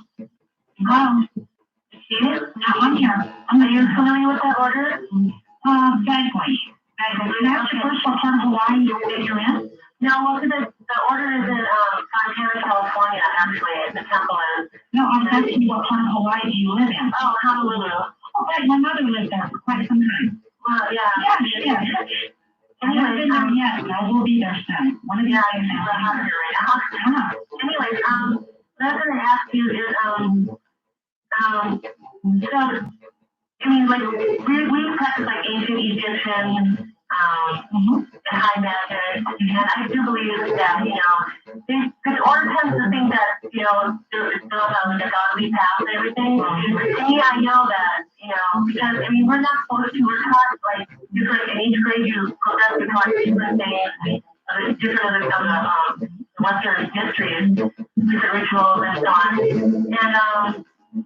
And it's just like, I've done evil things to people. I've almost killed someone before who's hurt me very badly. And, you know, it's you know, I just felt that this person deserved what they got, you know? That's right. And it's just, you know, and I'll totally take responsibility of it. You know, I had to do what I had to do. And that's how it goes sometimes. May I ask you a question? Sure. What did they do to you? Just quickly, please. Well, you don't have to go into detail, hon, but was it physical violence? Totally betrayed me. Right. Well, you see, hon, in that situation, I would have to find justification to death by betrayal. Now, if they gave me that justification, then death is what they would receive. I haven't almost, I have supernatural power taken life, and I will continue to do it if I am justified. Now, as far as physical retaliation, it must be measured. Exactly what type of physical retaliation do I take out on them? Now, if this person, say, were to have beaten you or caused a physical harm to fall upon you, well, believe me, my sword would have went through their body and they would not exist in the physical life that we know. This person caused me very much And you were You're justified. very like they're emotional. You were justified, hon. But believe you me, I will say this before we go on. I hope you remain in that faith. Just one day, sometime, somewhere, wake up to be a holy master of hell. Because the Egyptian faith caused great chaos in the lives of God's people in the past. Believe you me, hon, you're on the right track. Just forget the nonsense.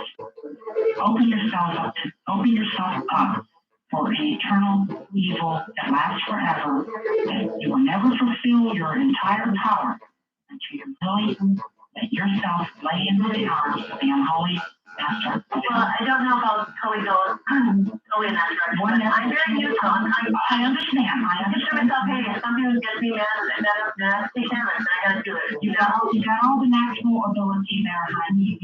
You're on the right track. And all I'm saying to you is that one day in your life, give it a shot. If you do, fine. If you don't, well, I'll see you where Well, I'm going. I have looked into it, and I was trying to get into the OTO order, which is when Alice Crowley had originally, well, he first started it going down, and he broke off into the OTO. They don't have a correspondence course. You have to live near the temple. I'll say this before I goes off the air. Bible Belt, get ready. The most unholy book ever written is the Holy Bible. I believe it. I was raised Catholic. All right, Eugene, listen, we've got to hold it there. Harlot, hold on. Yeah. We've got news at the top of the hour, and we will return. Absolutely fascinating. Never heard anything like this before. I wonder if you have. We're headed toward the top of the hour. I want to remind you, book signing Saturday, Encinitas, Barnes & Noble, 1040 North El Camino Real in Encinitas. I'm Art Bell, and this is Coast to Coast AM.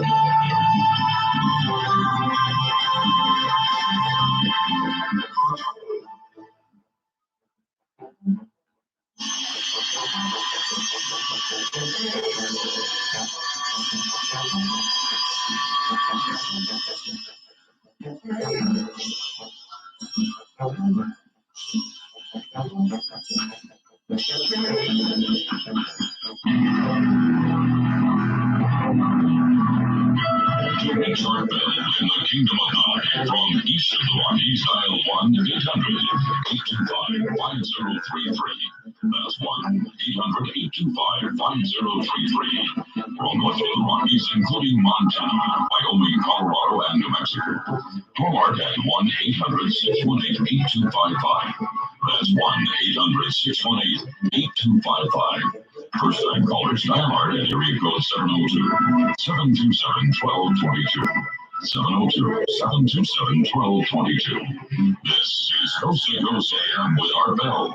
Now again, here's Art. Once again, here I am. One of my last opportunities to tell you, book signing Encinitas, Barnes & Noble, Saturday, 10 o'clock, beginning at 10 o'clock, 1040 North El Camino Real. I truly suggest you get there early if possible. We're going to get back to Harlot, the very disconcerting Harlot. Disconcerting why? Disconcerting because she's right about a lot of things. She's right about all those in the middle. In the end, there'll probably be two groups left. Harlot will be in one, some of you in the other, and there'll be a great middle ground. The middle ground probably will disappear, and then there'll be a war. The only question I have is why she has chosen the particular side she has chosen, and we'll ask that in a moment.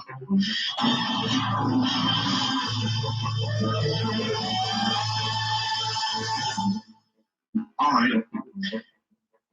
Harlot, are you there? I'm here, Art. All right. I want to do a couple of things. One, read you this first fact.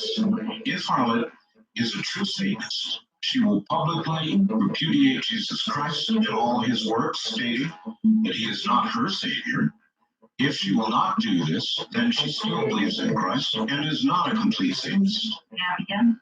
Begin. To the entire world, I rebuke Christ, my Savior, rebuke him. I stand against him, for I am a worker of wickedness, iniquities, and love the fulfillment of sinful joy. I deny the cross, deny the crucifixion.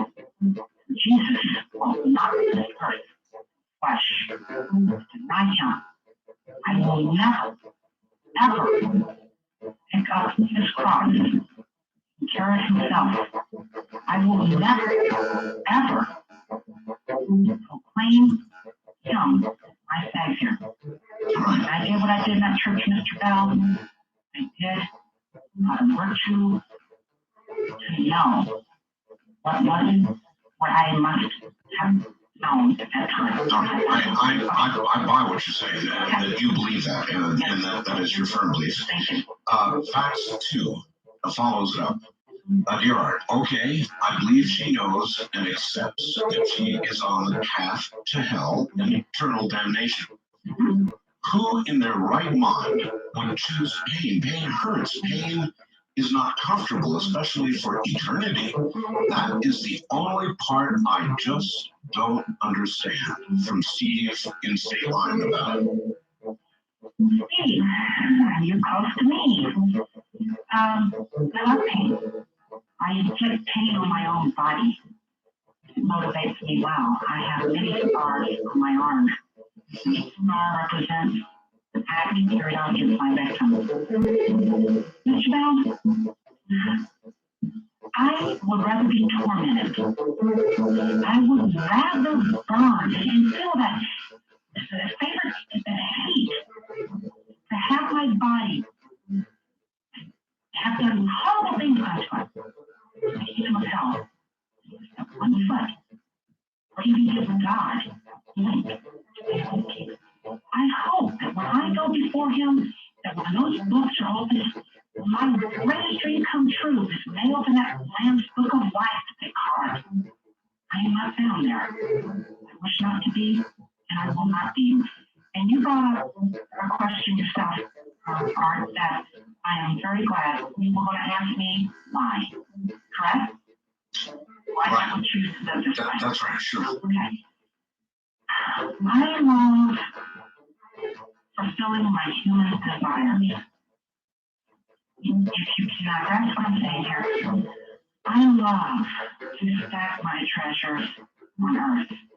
I love to follow my human nature in all its most animalistic ways, in its most brutal, most sexual, most fulfillment that it gives me almost indescribable. I love to be able to perform the unholy acts that I perform on my own body. I love to caress that loving and satisfying feeling of physical fulfillment. In the Christian faith, I find that many people forego the natural human desires. See, I am the type of person that if Dan or whoever it might be, I don't even know a Dan, down the road decided to commit adultery, I would be there with open arms, seeking the fulfillment of that natural human animal element. All right, let's go back to the phones. A lot of people are talking. East of the Rockies, you're on the air with Harlot. Hello? Hello? Yes, hello. Hi, my name is Naomi and I'm 29 years old. Where are you, Naomi? Birmingham, Alabama. Okay. Hi. What I wanted to ask you is, here's no difference than a lot of Baptist preachers right here in Alabama. And, why can't you believe that God comes to different people in different cultures all over the world? I didn't say that. I do not proclaim that. God approaches himself how he wishes to be approached. What I meant, and what I'm going to say is that any faith, period, I don't care what it is, that proclaims God, is often immediately themselves as my enemy. The people in the middle, not so much. Okay, I understand that. Okay, I am a Wiccan. I have been a Wiccan a long time. I know. My mother was what you are. and I was raised in North Carolina in a cult right outside of Charlotte, and it was horrible. I lived a horrible life. My mother was completely foul. She beat me and my sister. She was a horrible mother. She had justification in her beating. Now, me and my sister learned to walk on eggshells at a very early age. A lot of that time, there are people in this world. I have known people with a godly faith that have went overboard with abuse. Okay, but you know, like you're the type of person you would love that. You would just love that. Come listen to me one second. I had a child that was brutally taken from my arm, from my life. Well, I had a sister, okay, practically taken the same way from my mother. Okay, so we have a common ground here. The only thing that I can see here is differentiate, make it different, is that if my son would have been given his father justification, so be it. But my son did not. How can a 5-year-old give anybody any justification? How can a small child give anybody any answer? I know where you're going here. And I'm going to tell the entire world right now. I do not, I repeat, I do not harm children. I believe firmly that my son, if he had given justification to my ex, I didn't say he did. If he could have, if he would have, so be it. Her question was, how could a 5-year-old give such a justification? Well, I put it too simple. I had a 5-year-old child one time, and they got me. If it had not been for the simple fact, what did you do to that child? Nothing. They were playing around. The child ran by me now, and we began just goofing around, just like adults do with children sometimes, just having a little fun. And all of a sudden, I'm going to cuddle my back. And maybe that's the parents' fault, not that child. A 5-year-old, and you were like this, and it's a long story, Argo. He took it from me at a very early age. I understand that. So your son, without a doubt, has gone to God. In my mind, he has gone to hell. How can you say that? Why? Based on what? Based on the simple fact that when he was born, I performed a certain ritual over him. That basically, I told Satan, that basically don't ask, we tell, to beg an audience with God, that this child be that for the devil of himself. He could use this child in a most unholy way, and to raise this child into this faith, of course with my help, of course. And Patsy, hasn't it occurred to you that if you really did that, that he took you up on your offer? And I'm happy that he did. That was just, when I go into my eternal damnation, my son will be there.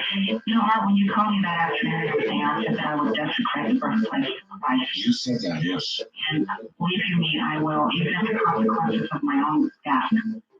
I would desecrate that place. I would virtually wait my menstrual cycle around my period. And I virtually would blood that place. And I would perform a most unholy dance over it. What you just came, that was, in my opinion, the end of everything. We are suffering from his presence on this planet yet today. The church itself is nothing more than a gossip hall of money. The church foundation, all the churches combined, would solve all hunger on this planet in one day. They could do magnificent works on this planet. They do not do them. I find it hard for such a loving, compassionate belief to allow little sufferings on this planet that they can stop. They can put their assets together to stop them. No, they let it fall on the shoulders of governments, politicians, so forth and so on. And nothing really ever gets done. A lot of political issues and religious issues are nothing new. They've been argued as far back as you can find a president. They're just argued in different ways, different techniques. It almost comes to the point that it kind of tells you they don't really want to solve a damn thing. Because if they solve too many problems, there would be less many of them. The church can consider themselves fortunate that Satan is the best friend they have ever had. They make millions of scary people. Yeah, virtually scary people. We got to get to the church on time, or we're going to go to hell. First time calling line, you're on the air with Harlot Patsy. Hi, Anthony. Hi, Master. It's a great show. Been going on that thing. First of all, I am a diehard Christian. From a standpoint, if you would allow me, Patsy, I want to say a few things in my belief, and you're more than welcome to respond to them. I'll be more than happy. I've been listening to the show for about 2 hours, and a young lady, older lady, I don't know your age. 32. I'm sorry? 32. Okay, actually the same age I am. Has been using this to spread her belief of paganism or whatever she likes to call it. And I think for a point, there needs to be brought into a Christian sense in here and have a true Christian word brought in. It seems like as I've been listening, there has been more of the opposites calling in for various different reasons. So from that aspect, Not really opposites. There have been Wiccans who have been calling in, but Wiccans are kind of in the middle. They seem to worship nature. They certainly don't worship the devil. And I think that what we have here with Patsy, I'm now beginning to believe more and more and more as the hours have gone by. We have the real McCoy. Oh, I do recall her from the room before. Don't doubt her in the slightest. And unfortunately, she and I agree that the middle ground people are going nowhere quickly. For that reason, as a Christian, it's the Bible says it's either hot water or cold water. There is no lukewarm. That's the one place where you two are going to agree, and now it's going to go downhill from there. But respectfully, I would like to say a few things. First of all, I think the problem with a lot of young Christians is they feel that they look at it as a power struggle, and in a sense, the power struggle from good and evil. So when you think of the word power, it naturally comes from evil. You see the movies, you read the scriptures, you read history, and evil deeds seem to be the most powerful deeds.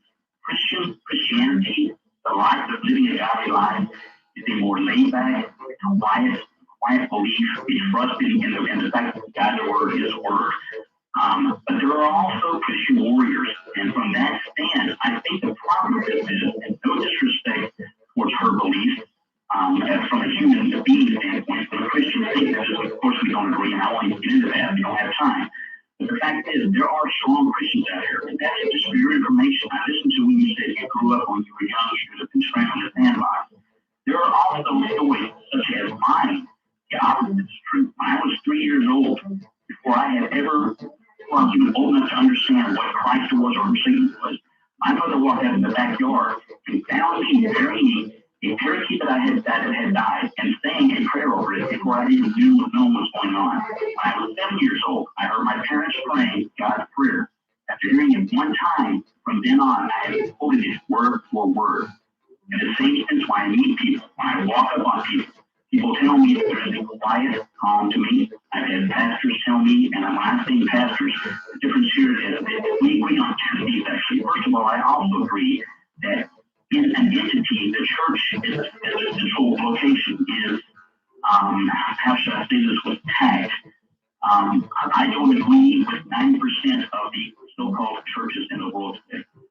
The reason I say that is, it seems to me like as time has gone on, churches are in for more of what they can get as far as money-wise. The Word of God should be number one. That is what a church is about. In the scriptures, a church is when two or more get together and speak of the Word of Christ. The fact of people getting together with 500, 1,000, 3,000, getting all the money out, I'm not where half the money goes to. I don't believe in that. I have visited probably hundreds of churches in my lifetime.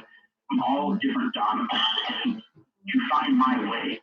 I am an angel myself because I have a one-on-one relationship with my Lord Jesus Christ. Very strong, very subtle, but I have no doubt in my mind where I'm going.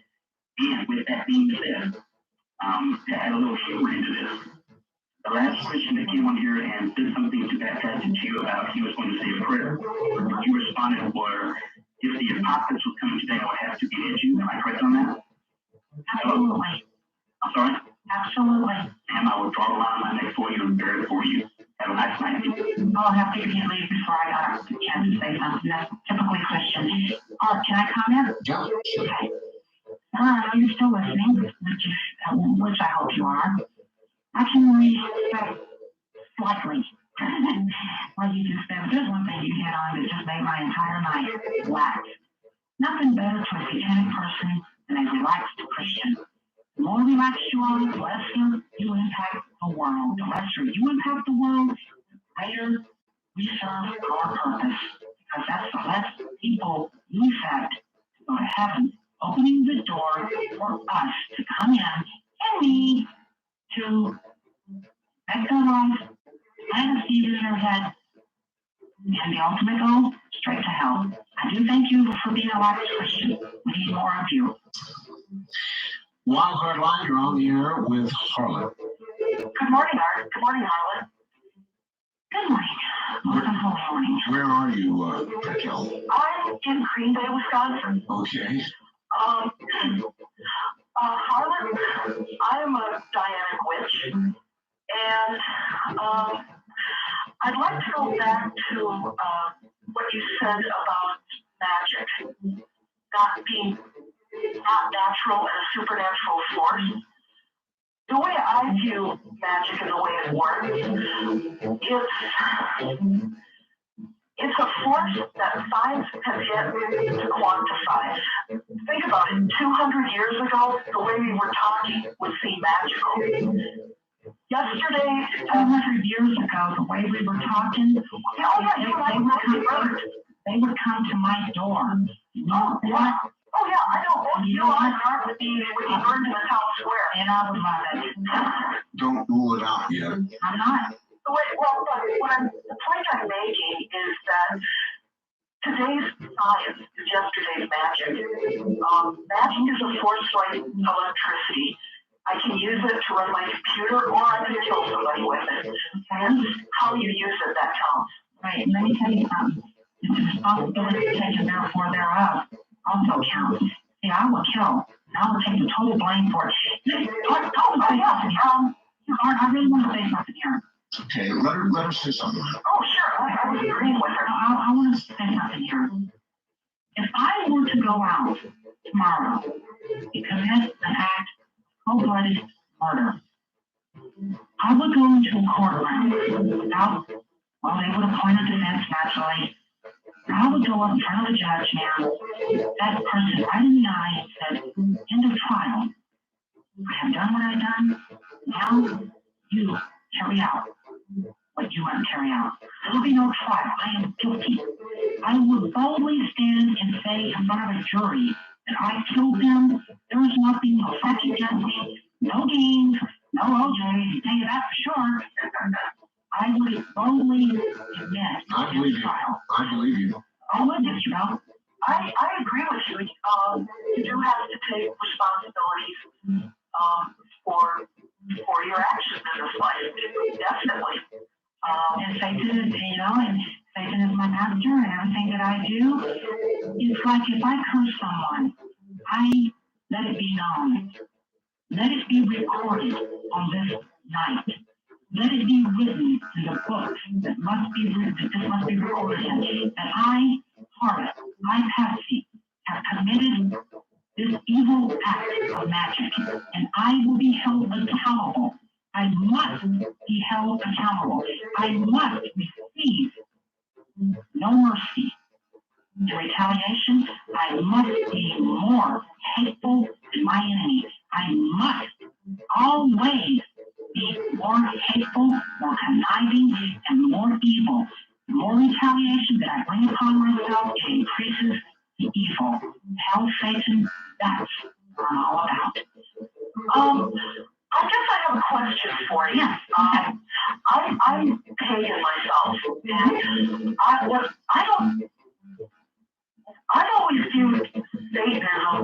as a radically dissenting Christian sect. Because you follow the same belief system. It's just you work the opposite side of the street. There's no one there. Let me give you a perfect example. In the Christian church, they do this. Blessed are the poor in spirit, blessed are the merciful, and so on. Blessed they may be in the eyes of God. Unblessed, unholy blessed they are, because they will be trodden upon, knocked down by cloven hooves. And our army, it's different, honey. It's totally different. Yeah, yes, it is totally different. Yeah, The Christian church does not uphold. The Christian church does not uphold one iota. They do not uphold magic. They do not uphold the practice of any art that is not coming directly from their word. They do not uphold the Christian realm and our realm are two different. You slap me, I'm going to knock your cotton-picking head off. You stop my foot, I'm going to cut your foot off. It is totally different, huh? Totally different, taken to the extreme. Extreme violence, extreme brutality, extreme evil. That's why I've got witches right here in this town, a beautiful little quiet town of Salt Lake City. They all talk. They don't want to encounter me face to face. Because, hon, I'll tell you now, when it gets down to the white on the right, I'll play the game. I'm not going to, goof around with little incantations and little spells and little hexes and little different things. The bottom line of it is, they cross my path and they provoke me to justify unholy reasons. I will kill with supernatural powers if I choose it. If I do not choose it, I will carry out brutality, my coven will, my blood lord will, my warlocks will carry out a brutality of medieval proportions without any remorse. I have warlock sons that will stand there and wait for a cop to get there. They won't run. Okay. We've got very little time. Mark? Yes. Can I do something please before we go off the air? Oh, yes, yes. One last thing I want to say is, tell Satan, great is his power. I understand the freedom of choice. I understand your position, Art. You're carrying out your destiny in this world. Tell Satan, we're glad to have you. I'm glad to have you on the airways because it does give you some reality, things that are coming into quickening and so on. The world, Satan exists. I exist. As long as Satan exists, evil exists. I hope you Wiccans all don't do a damn thing because the little will be crushed. That way the real Armageddon can begin. Art, I would like to thank you for your time.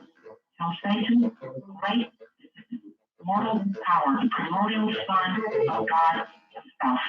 Well, good night, Harlot. Thank you for being I'll take a one more phone call if you will. No, we're about out of time here. Okay. All right. Good night, America. And Art, I would like to be calling around and just drop in and sometime saying hi. All right. That'd be fine. Take care. You too. All right. I'm going to have to do a lot of thinking about all I heard. It's kind of strange. Early in the evening, I really thought that we were being put on. As the hours wore on, it became absolutely obvious that we were not being put on. If she believes exactly what she's saying. In a way, I think that it did Christians a great service to hear this. In a way, with regard to those who have not chosen, those who are in the middle, and I count myself among those, by the way, I think she's absolutely correct. That is not to say in any way that I agree with her. But with regard to those who waffle, those who are in the middle, there's a great area of agreement between those who would call themselves devout Christians and, you know, our friend Hale Seymour here. So, very provocative indeed. And I'm going to have to do some very serious thinking about what I've heard over these hours, as I'm sure perhaps you will as well.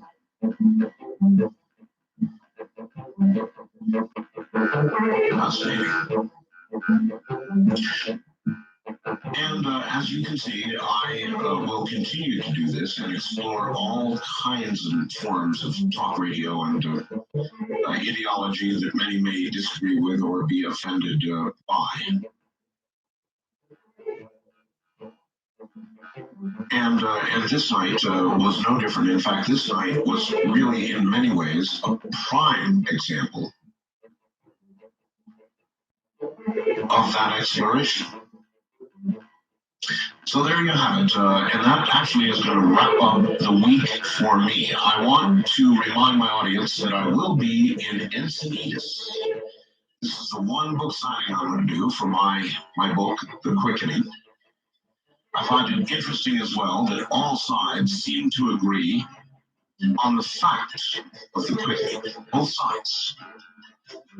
It is occurring. Perhaps it is marking the day that all of you were talking about with Harlot, with Patsy. That's one of the areas that both sides seem to agree on. We are quickening. That's the book. I'll be signing copies of it in the one book signing that I plan to do. It'll be in Encinitas at Barnes & Noble, beginning at about 10 o'clock in the morning. Barnes & Noble, located at 1040 North El Camino Real. 1040 North El Camino Real in Encinitas. 10 o'clock Saturday morning. See you there. From the high desert, I'm Art Bell with a lot of thinking to do. Good night.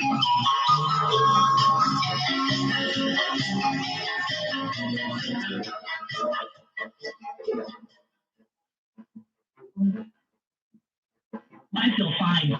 My husband died of congestive heart failure. His mother died of congestive heart failure. His father died of congestive heart failure. His uncle that lived in the house next door died of congestive heart failure. So it seems to be something that runs through that. Yeah, so we rented out the house again where the tenant was with the we rented that out again because everything was quiet. Sure. And like I said, there was nothing threatening that happened. So I didn't feel frightened in any way. My mother-in-law and my husband, on the other hand, they were still frightened of them. Did you disclose this new event? Yes. You did? My husband said, this house may be haunted. And they laughed. It was like, back then it was like 1987. It wasn't like today when people are more open-minded and they understand more about what's really happening out there. Back then it was more of a joke. This is a haunted house. So they moved in. There was a younger woman and an older gentleman. They weren't married, but they lived together. The lady was very kind. We lived next door. I would talk periodically with her when I went out in the yard. She was a nice lady. Then I noticed that I didn't see her very much. And then I see her in the front yard, and she looks like someone had beaten her up. And I confronted her. I said, "Are you okay? What happened?" And she told me that since they moved in the house... Hold it right there. That's great. Hold it right there. We've got a break. It's a long one, I hope, about. What do you think she said?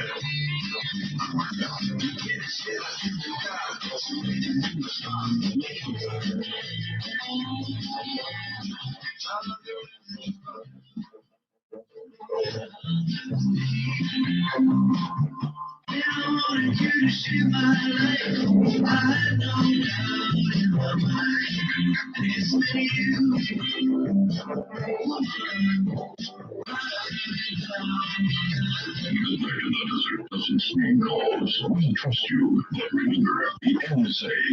Well, to call the show, please dial 1-952-225-5278. That's 1-952-4-ART. By the way, my favorite Ross thing. Hi, everybody. I'm Art Bell. This is Midnight in the Desert. I am interviewing Deborah Moffat.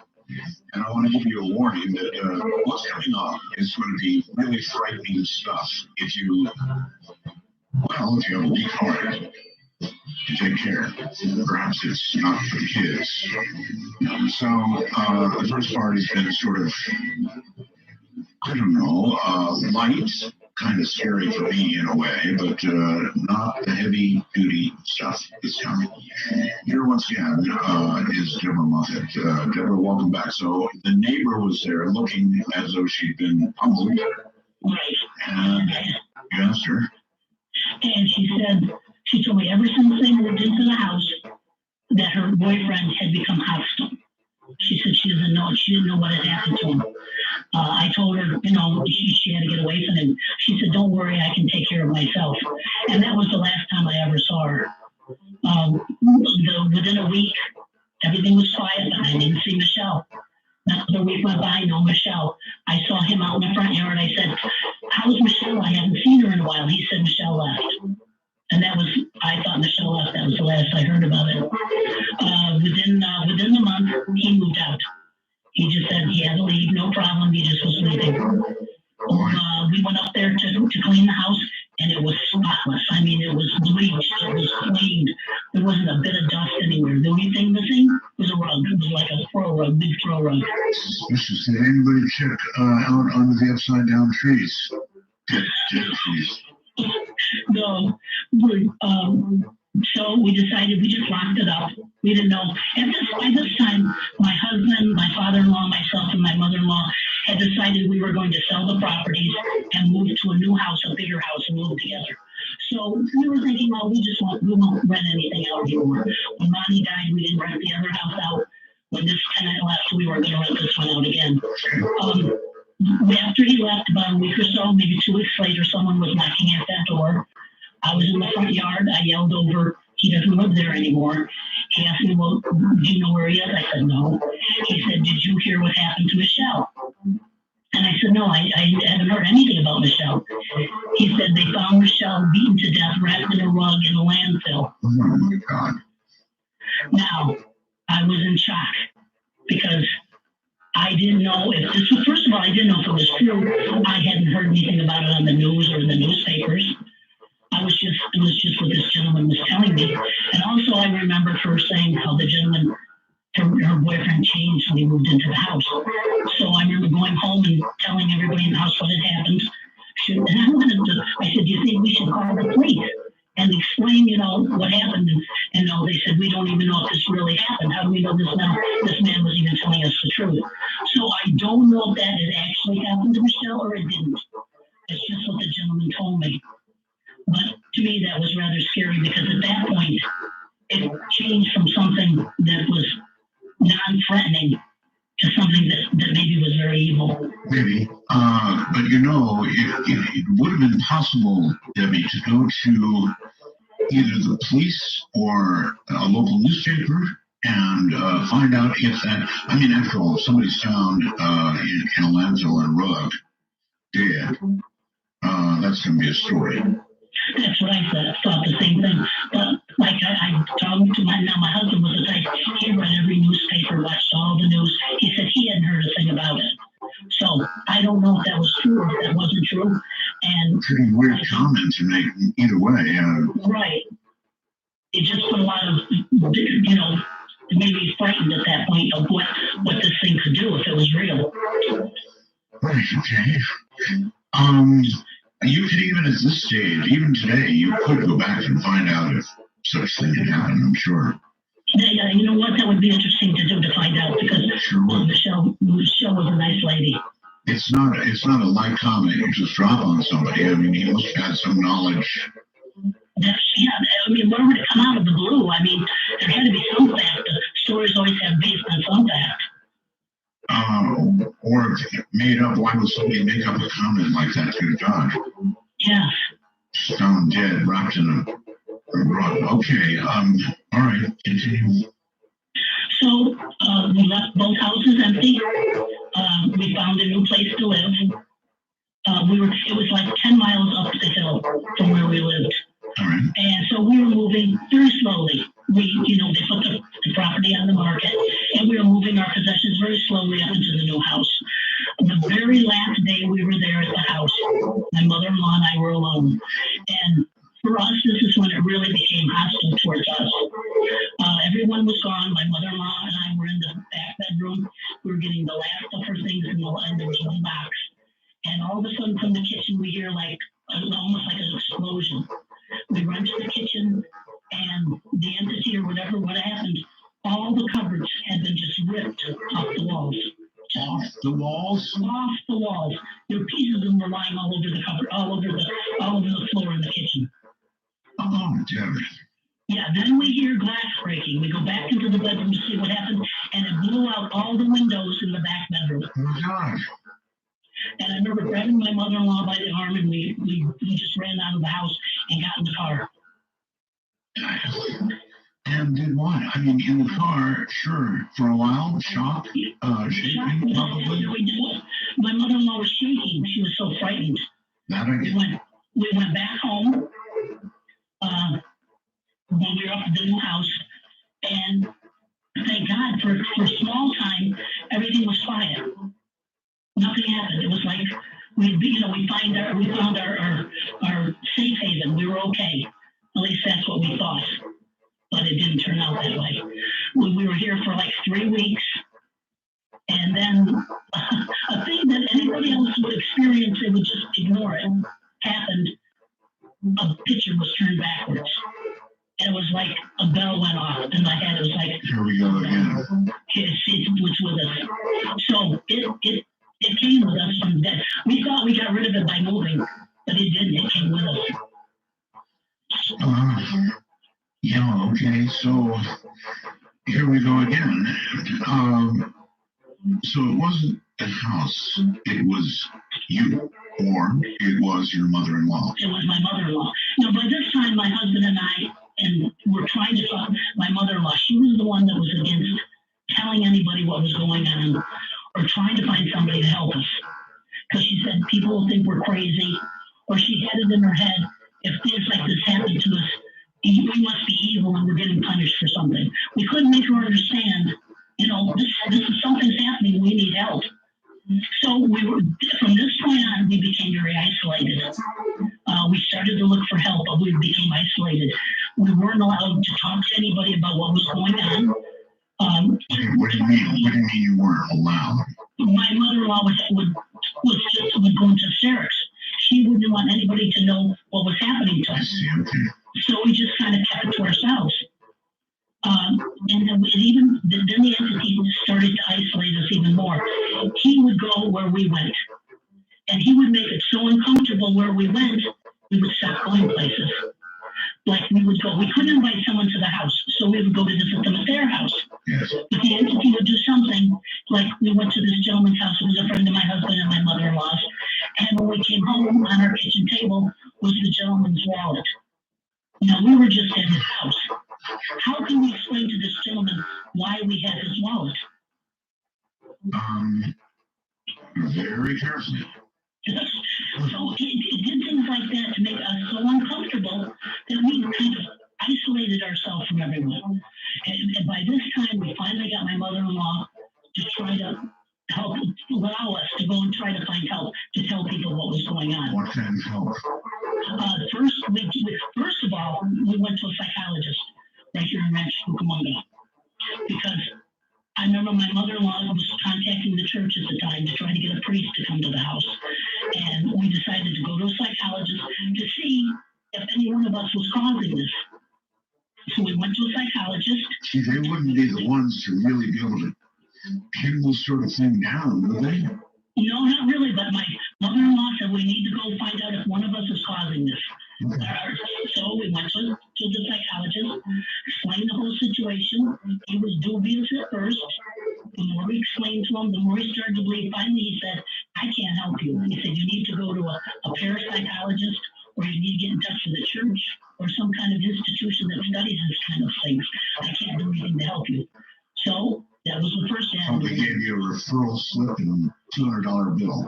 It was a big bill. So, my mother-in-law contacted the local church.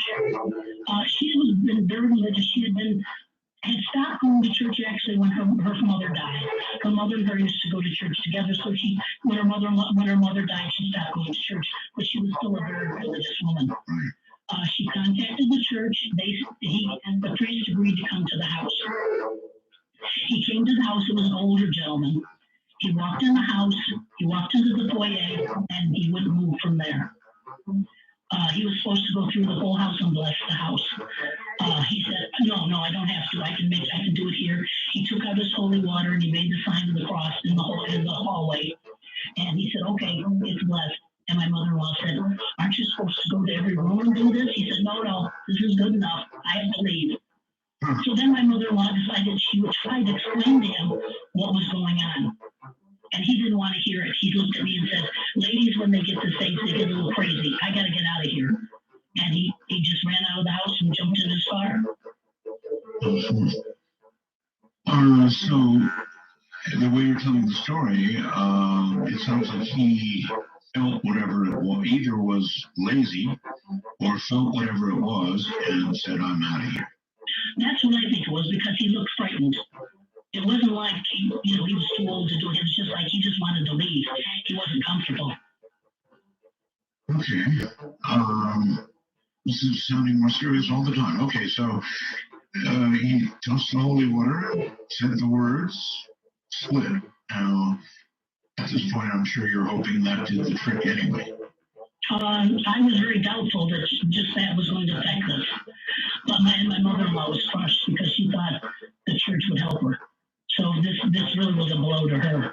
From about this time, the entity started to focus all its negativity towards my mother-in-law.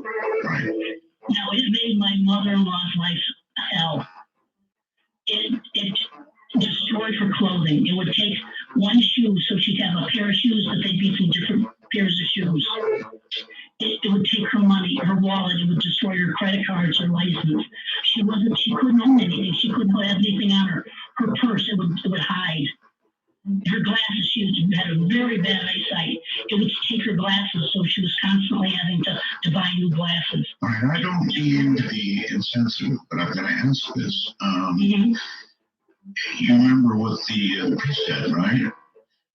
Sometimes older ladies, particularly if they're scared or just because they're older, I mean, we all begin to change, right? So, are you confident that the mother-in-law was of sane mind and yes. Other than being scared, I get Yeah. it, and My mother-in-law was an old world Italian lady, as smart as they come.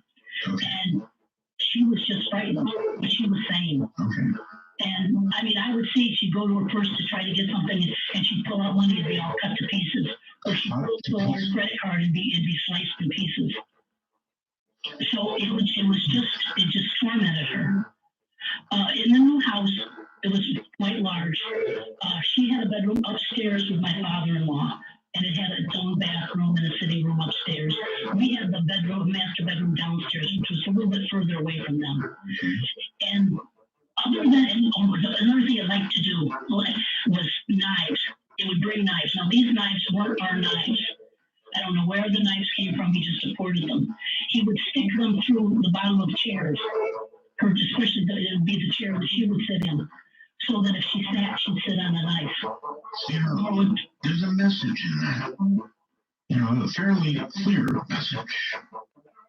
It would, it would be. I get messages. If that started to happen to me, gee, I don't know. I'd question my wife and my daughter. But if I realized that this was happening, from something like this, I don't know what I'd. Well, actually, I don't know what you can do. You apparently can't move because it follows you. Right. You can't stop it because it's not human. Right. You can't even see it to defend yourself. What do you do? And it progressively got worse. I mean, she'd go to bed at night and it would put knives in the pillow. So it got to the point where I'd have to be with her, and we'd go wherever. If she was going to sit down, we used to have to look before she'd sit so she could sit down safely. The next thing that happened to me was the most amazing thing. All these other things were just torment, but the next thing to me was amazing. It started to write on the mirror with soap. Okay. What did it? Upstairs in her bedroom, in the bathroom of her bedroom. What is the first thing you saw? The first thing it said was, I think it was "talk to me." Really? Yes, and then I remember my father-in-law. When it first happened, she was upstairs alone. So, when she called me up, she said, "You have to see this." I left the room, I came back in, and this was on the mirror. Everyone else was downstairs, so it just was her upstairs. So when we all came upstairs to look at it to see what was going on. And immediately, the first thing you think of is one of us wrote it.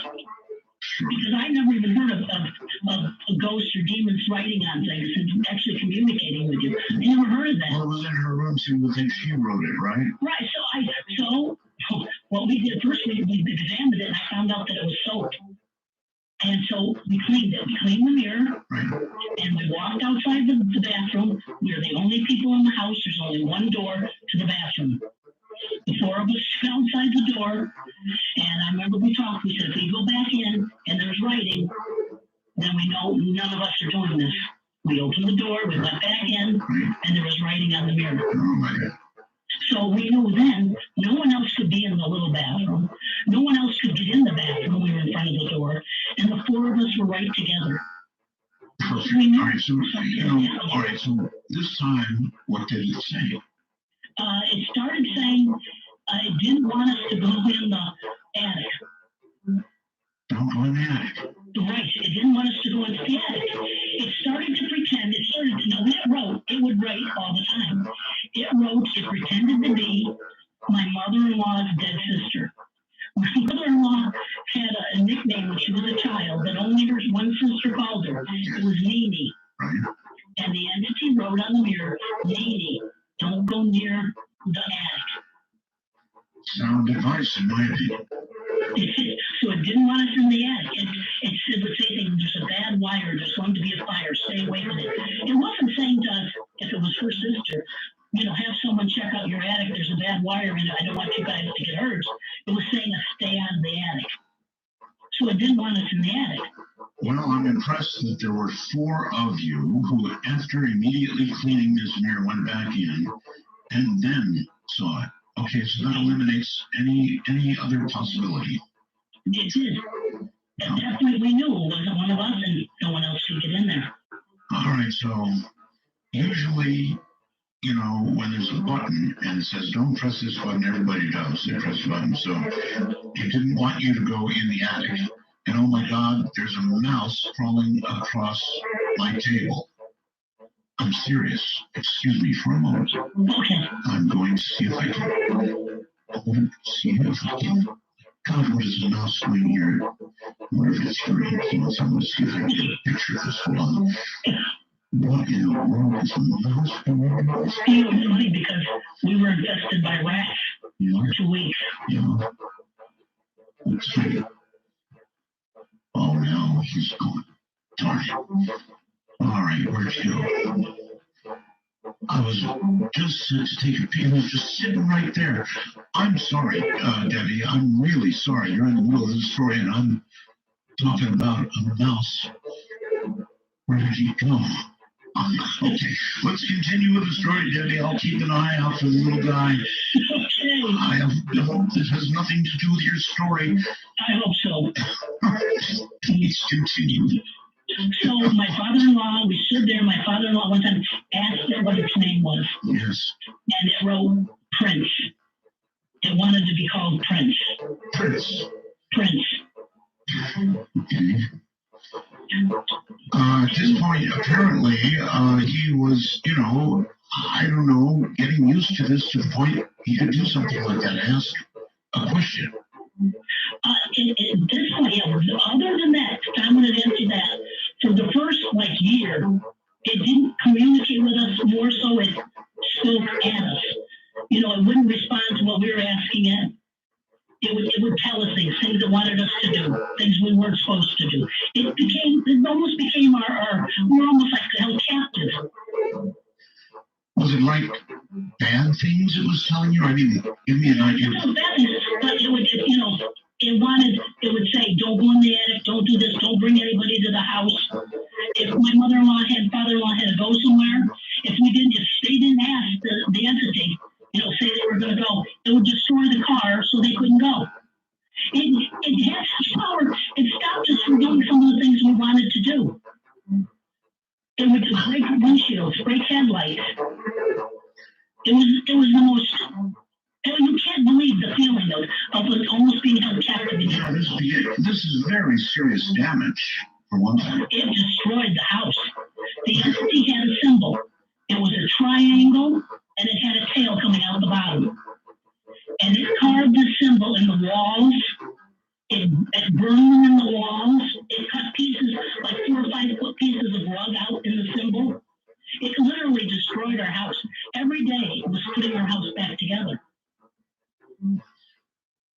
It's kind of like, I mean, how do you go on living with something like that? And I guess at this point you knew it was with you, not just the house. So it wouldn't make any difference to with you. us. I mean, no matter we went, like I said, we'd go out to dinner, we'd come home, on the kitchen table would be the name tag from the lady that waited on us. One time we went out to dinner and my mother-in-law looked down at her plate and her meat. It had a big, like someone had taken a big bite out of her meat. So where we went, it went. Well, that sure takes the fun out of a night out.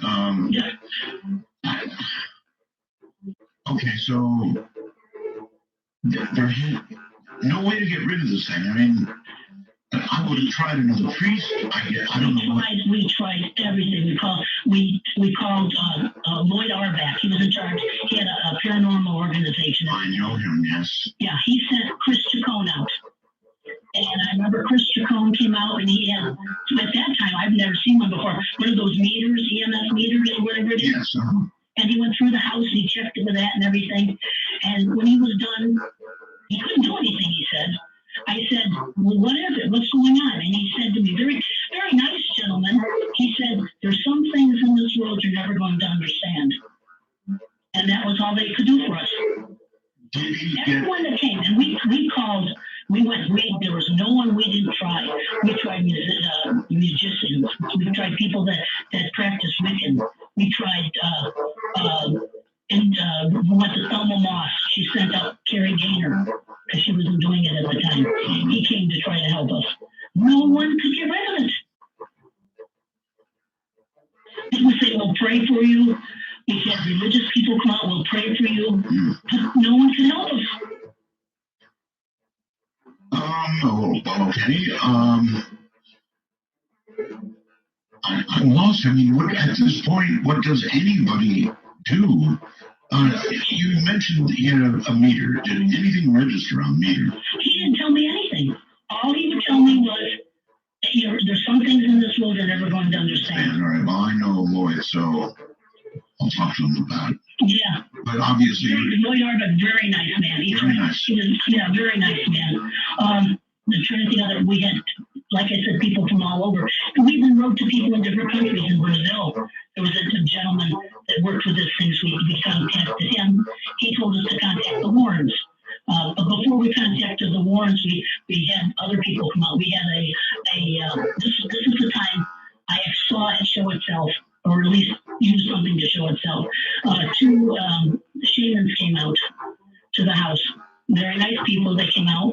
By this time, the entity had destroyed my mother-in-law's room upstairs to the extent, and it felt so dangerous now. We all moved in together into the master suite downstairs. Yeah, so now downstairs we have, and thank goodness it's a really large room. It has a sitting room, so we had beds in there. We had bed in the other part. So we all stayed together. At night, we didn't go apart. My mother-in-law very rarely even walked through the house by herself. Don't blame you a bit. I think any group of people would be so terrorized. Yes, you can do nothing. There is nothing literally you can do. So you try to survive. Right? That's what you do. You try to survive the best you can. It got to the point where she'd be sitting in a chair. She'd turn next to her, and next to her would be a knife sticking right next to her in the wall. And these weren't our knives. We ended up with a box of knives, a big box of knives that weren't our knives that we just threw away. Really? He just supported them here. So you saved them? We had them in a box and we threw them away after about a year when the box got filled. We just threw them away. You had a box full of knives? Yeah, and they weren't our knives. And they were all kinds of knives, old knives, new knives. So at this point, you have no idea. Well, you were in discussions with this thing, right? I mean, obviously. And up to a point, we weren't, because in a way, like I said at the beginning, the first year or so, he talked at us. He wouldn't really communicate with us. Later on, he started communicating with me. But at this point, he wasn't. Like, the last thing was, like, before the spirit came. I'll talk to you about the spirit. But before they came, the Indians came. The shamans came. Indians, okay. Very nice people. They really tried to help us. There were two shamans came, a female and a male, and I went with them upstairs. Now, no one was upstairs. The entity took over the upstairs. It became his upstairs. You could feel it. If you would start going up the steps, you get halfway up the steps, and it was like something would just tell you no. You didn't want to come back down the steps. You just left it alone. So we didn't use the upstairs for like 6 years. He went, the two shamans were upstairs. They asked me to come with them. I went with them. They did a ritual. They had, I remember, feathers, and they were putting sage, I think, all through the rooms and chanting. They opened up the door, which is right at the top of the steps that goes into the attic. They opened up the door, and they would blow the sage in. And as they would blow the sage in, a second later, something would blow it back out. And their reaction? Yeah, you could see the smoke go in, you could see something blow it out again. And their reaction to that? They said, we have to go into that room. So they went into the attic. I stood right at the doorway so I could be right there seeing what was going on. Now, the attic had a pink insulation around the walls. And he told me he was going to confront this and make it show itself. I stood right there and watched this happen. And something I'll remember to my dying day. As I watched, the pink installation came off the sides of the wall and formed into a gigantic head. It was like a 5-foot head hanging from a rafter.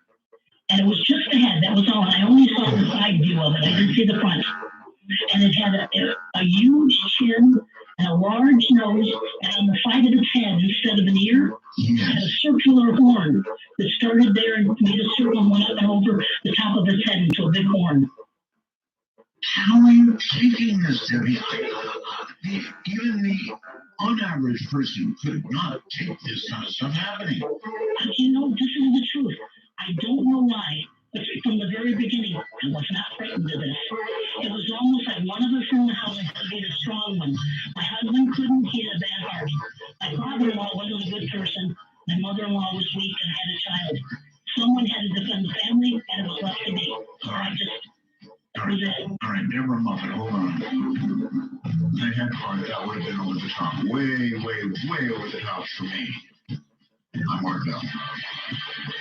Midnight in the desert. So we're all about the now ceremony. Unbelievable, absolutely unbelievable.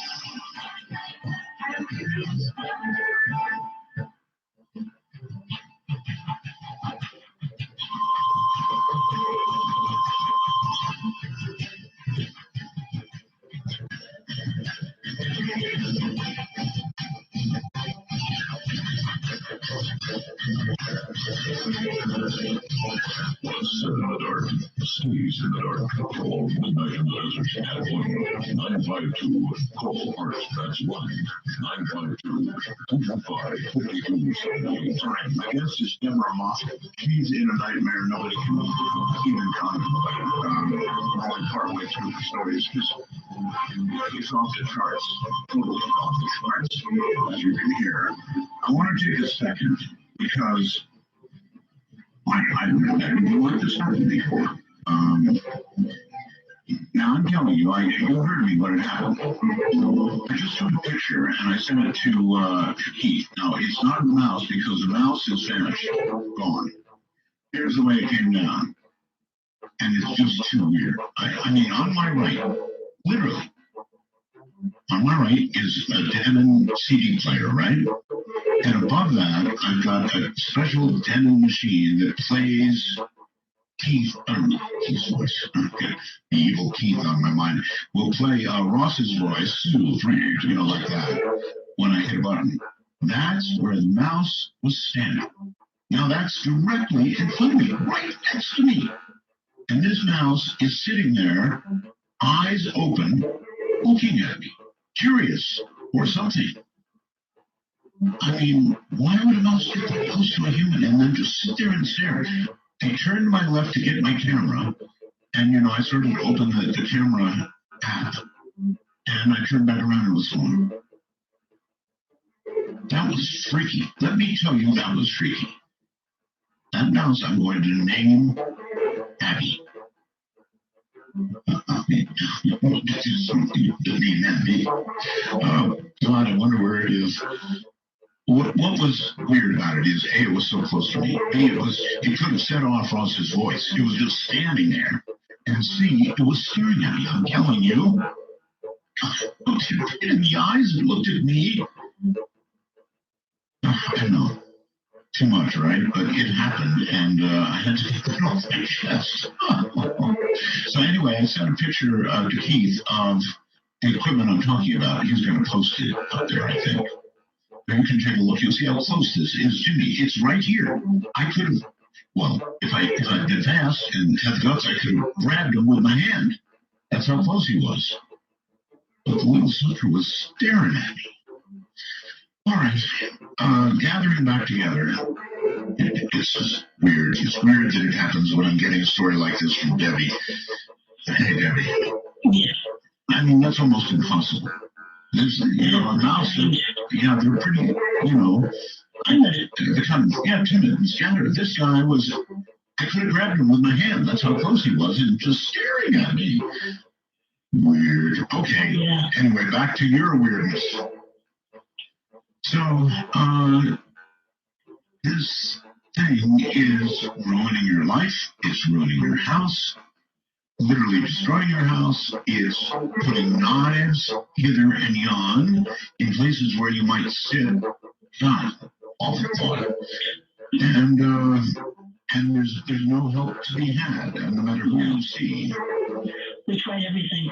And, it got to the point where my mother-in-law was becoming distraught, which you couldn't blame her. She had no life.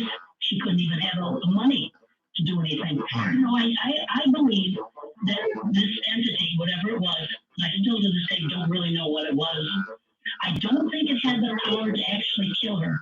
I think it wanted her to commit suicide. And was trying to drive her to suicide. Because with the power it had, I can't believe it couldn't just snap her neck if it wanted to. That's actually a very good point. A very good point. It seems like it was trying to either scare her to death, or as you point out, have her take her own life. Right. Now, when they moved down to downstairs with us in the master bedroom, and the entity no longer rode upstairs because no one was up there to see it. It started riding in the guest bathroom downstairs. So it moved from upstairs to downstairs, not living, but riding. So that's where it did all its writing. And it wouldn't write a little bit. It would write morning, noon, and night, constantly writing. Examples, please, of what it said. It would just, like I said, at first it would tell us what to do. How it changed was like this. This was after like 2 years of going through this constant terror, especially with my mother-in-law. And it got to the point it was just too much. Then something happened. The entity locked her in the pantry. She got up to get some paper towels and locked her in the pantry. And it did grab her by the throat and throttled her. Now, like I said, with its strength and its power, it could have killed her if it wanted to, but it didn't. But it did leave marks on her throat. At that time, it just got to the point where I felt so helpless. Because what can you do? I was trying to protect her the best I could, but how can you fight something you can't see? So I went into the mirror at this time. I was very angry with the entity. And I confronted it, and I told it, I said, listen, I'm going to treat you with respect, you'll treat me with respect. You're not to touch my child, my husband, or my mother-in-law, Lee. And I left the bathroom to see what it was going to say. A minute later, I walked back in and I wrote on the mirror, I will not touch the child. I will not touch your husband. The Lee belongs to me. That's when it told me, when I asked it why, that's when it wrote the story of what happened in the past and why she belonged to him. Well, wait a minute. It wrote the whole story? Yes, it took a couple of hours. I would go in, he'd write on the mirror, I'd erase it, I'd go back out, come back in. He told me the whole story. Oh, Debbie, I don't get how you held up through this. You know what? It's because I didn't have a choice. Well, what can I do? Yeah, I do get that. I guess I get that. But when I say held up, I meant psychologically held up. How did you, not go bonkers? because I was so worried about everybody else and making sure they were safe and trying to appease the entity at the same time. Because I found out from that time on, that's when I started calling the entity Mr. Entity. I wouldn't call it Prince because I wouldn't give it that power over me to call it Prince because that's what I wanted. So I couldn't call it Entity. So I just called it, I told it I treated it with respect. And it sounds silly, but I started calling it Mr. Entity. From that time on, I referred to him as Mr. Entity, and he would call me Debbie. And from that time on, instead of talking at us, he started to actually communicate with me. He would talk, he would write to me on the mirror. Did you get any photographs of all this? This is funny. When it first started, we had one researcher come and he would say, now take pictures of everything that happened and document everything so that you can show the next researcher or you can show me what's happening. Yes. So we would. And write on the mirror, we write it in a book, and we try to take pictures. Now, some of the pictures aren't great because you have to remember back at that time, it wasn't the digital camera where you could see if you took a good picture. Right. And taking pictures of the mirror, you got a lot of glare. Right. Right, I get that, but you did. You did take pictures. During this whole 6-year period, we must have taken 1,000 pictures. Okay. Right? But this is what happened. The next researcher that would come would say to us, now, you got to get rid of all these pictures. You got to get rid of all this documentation because you're keeping it here. You're acknowledging it and you're making it safe. So throw all this away. So it's a constant taking pictures, throwing them away, taking pictures, throwing them away. So luckily, my husband, who was a hoarder, he would not throw them all away. He had a box, which I didn't know about until he died. He would take some of the pictures and he'd throw them all the time in the box. So I have over 200 pictures, 250 pictures of the demon writing and the things that happened with the negatives. So I have a box full of those, but they're not all the pictures because we threw most of them away. Yeah, but it would be enough. Yeah. It would be enough. In the book, The Unwelcome. That's why I actually wrote the second book. Because the second book, actually, I just wanted to show people the pictures. There's over 100 pictures in that book of what went on. And that's what's so fascinating. Even me, who went through it. See, for 25 years we hid it because once it left, we decided we're not going to talk about it. Because people said, well, don't talk about it because you'll bring it back. So we didn't want it to come back. So we never, 25 years we made a vow, we never spoke to a person about it. No one ever knew anything about it. Even my kids didn't know about it. You said, you indicated that something strange happened. Well, go ahead, your husband died? My husband died, and I was cleaning out the closet, and I found the box in the back of the closet. Right. And I opened it up, and it was full of the pictures from the demon. Okay, and those are in your book? Yeah. Just 100 of them. I have hundreds more. You have 100 pictures in the book. That's pretty darn good, I'd say. Yeah, I wanted people to see it. I wanted people to realize that, this happened. Look what it did. Look how it communicated. Okay, your books are A Deadly Haunting and Unwelcome. Well, that's A Deadly Haunting is the fiction version. It's based on the true story, but it's more fictionalized. But 95% of it's accurate. Okay. I wrote Unwelcome because I wanted everything to be the truth. I wanted people to know just what happened, and I wanted to show the pictures. All right. Now, you indicated that something happened involving animals. What was that? Oh, this is very sad for me to talk about because the entity killed our animals. When we left the first houses down on the other street, we left our dog down there the last night. We were going to pick him up in the morning because we had no place to put him. And we had wrought iron gates. And the entity took the dog and he actually pulled the dog, a pit bull, big heavy pit bull. It actually pulled it through one of the 3-4 inch wrought iron slots. Oh my God. So half the dog was on one side and half was on the other. Oh my God. And I could cry when I even think about it. Why we left that dog there? I remember saying, please, let's take him. No, he'll be okay one night. We'll pick him up tomorrow. And he wasn't. It's so sad. It was just... All right, you did contact Ed and Lorraine Warren, right? Right. I contacted Ed and Lorraine Warren. What did they do? They were very nice people. They came out. This was back in, 88, I think, or was it 89? Beginning of 89. It was in February of 89, I think it was. Right. They were very nice people. I contacted them. They said they were coming out to California to have some kind of convention or something with a friend of theirs. I think his name was Moses from Los Angeles. Okay. And so they said they would stop and try and see if they could help us. Ed Warren was, I mean, you could sit and talk to him for hours. He was such a very kind, nice man. Lorraine was a little different. She's a little standoffish, a little reserved, but they were both very nice. I remember they came into the house. Now, whenever the entity did something, very few times did you actually ever get to see it. It's like you had to turn your back or blink an eye before it happened. And this is one of the things I actually saw. When Lorraine came into the room, she walked by a toy box, and the toy box slid right out in front of her.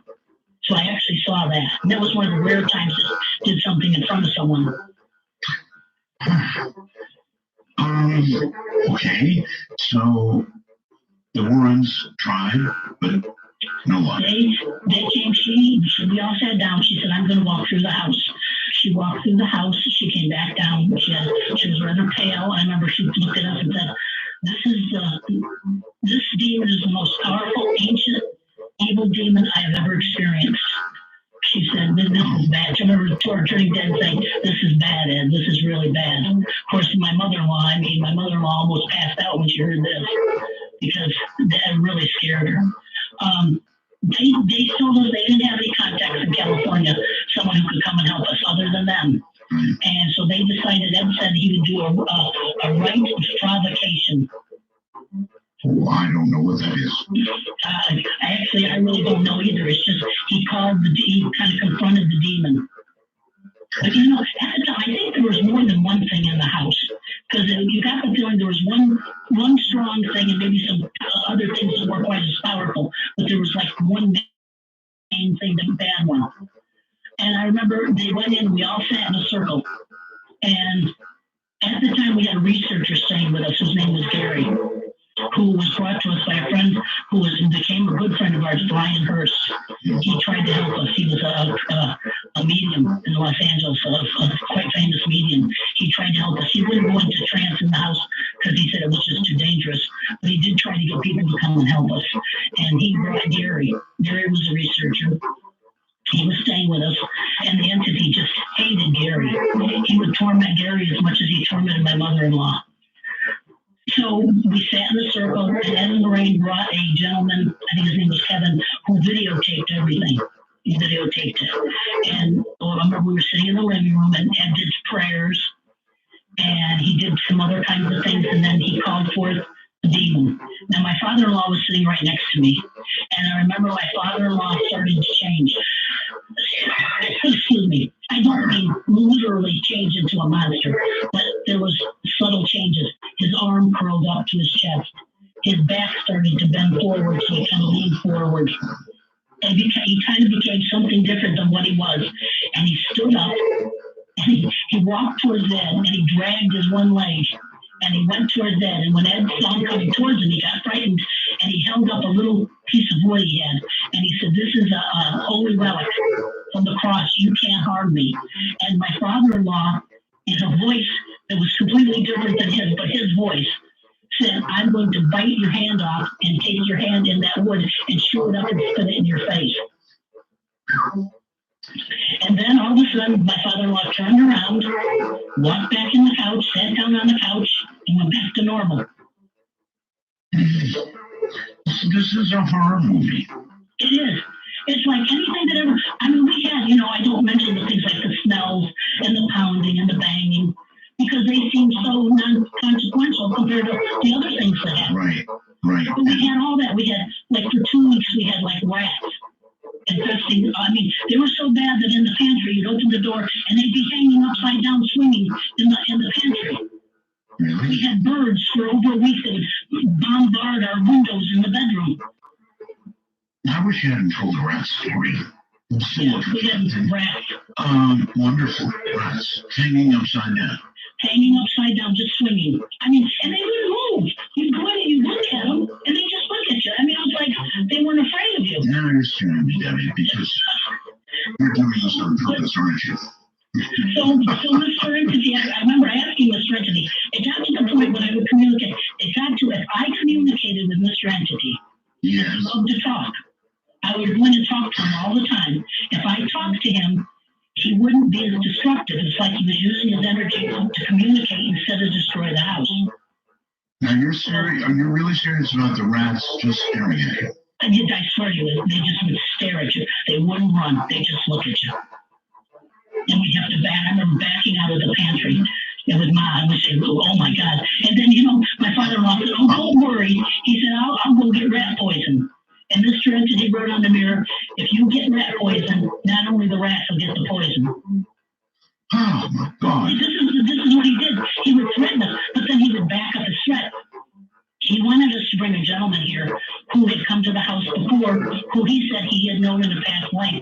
And he said if we didn't bring him, something bad would happen. But we didn't want to bring this gentleman back to the house. It wasn't the type of person we wanted to bring back to the house. So he killed another dog. So see, that's what he did. He just, what could we do? How can you fight that? You can't fight something you can't see. There was no one to help us. It was just a matter of surviving. Our life became so bizarre. It was like what was abnormal to someone else would be normal to us. Getting up, looking for knives, pulling knives out of the wall. I mean, we got to the point where we would just do it. It's like it wouldn't frighten us anymore because it became so part of our life. Well, now you're starting to scare me a little bit. Here I am listening to your story. I'm 70 years old, Debbie, 70. A mouse does not come up 2 feet away from you, and that's how close this mouse was. I took a photograph, by the way, and sent it to Keith. So if you want to see how close it is to me, it's the device that allows me to play Ross Mitchell. This mouse, if he had put his foot forward just a hair, would have set off one of those and played Ross Mitchell. That's how close it was. But what got to me was a little guy sat there and just stared at me. Right. It's like they're not afraid of you. It's like they're almost just staring you down. Well, yes, that's never happened in my 70 years, Debbie, and here you are telling this story tonight, and you get 2 rats staring at you. Yeah. Yeah.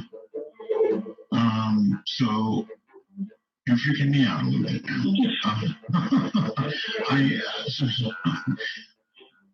When we come back, I want to sort of finish up, and then I want to begin to take some calls. Would you mind doing that? Oh, certainly, I enjoy it. All right. What a night this has been. And if she had not come to the story on the rats, I would have been probably, I'd be feeling a lot better right now. I've never had anything like that happen in my life. They run. I should be afraid of us, right? This guy was staring straight at me.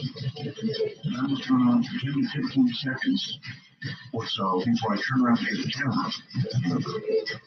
Everyone sits with the camera. And he was gone.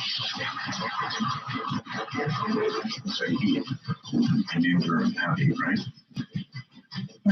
Guys, this is Midnight in the Desert.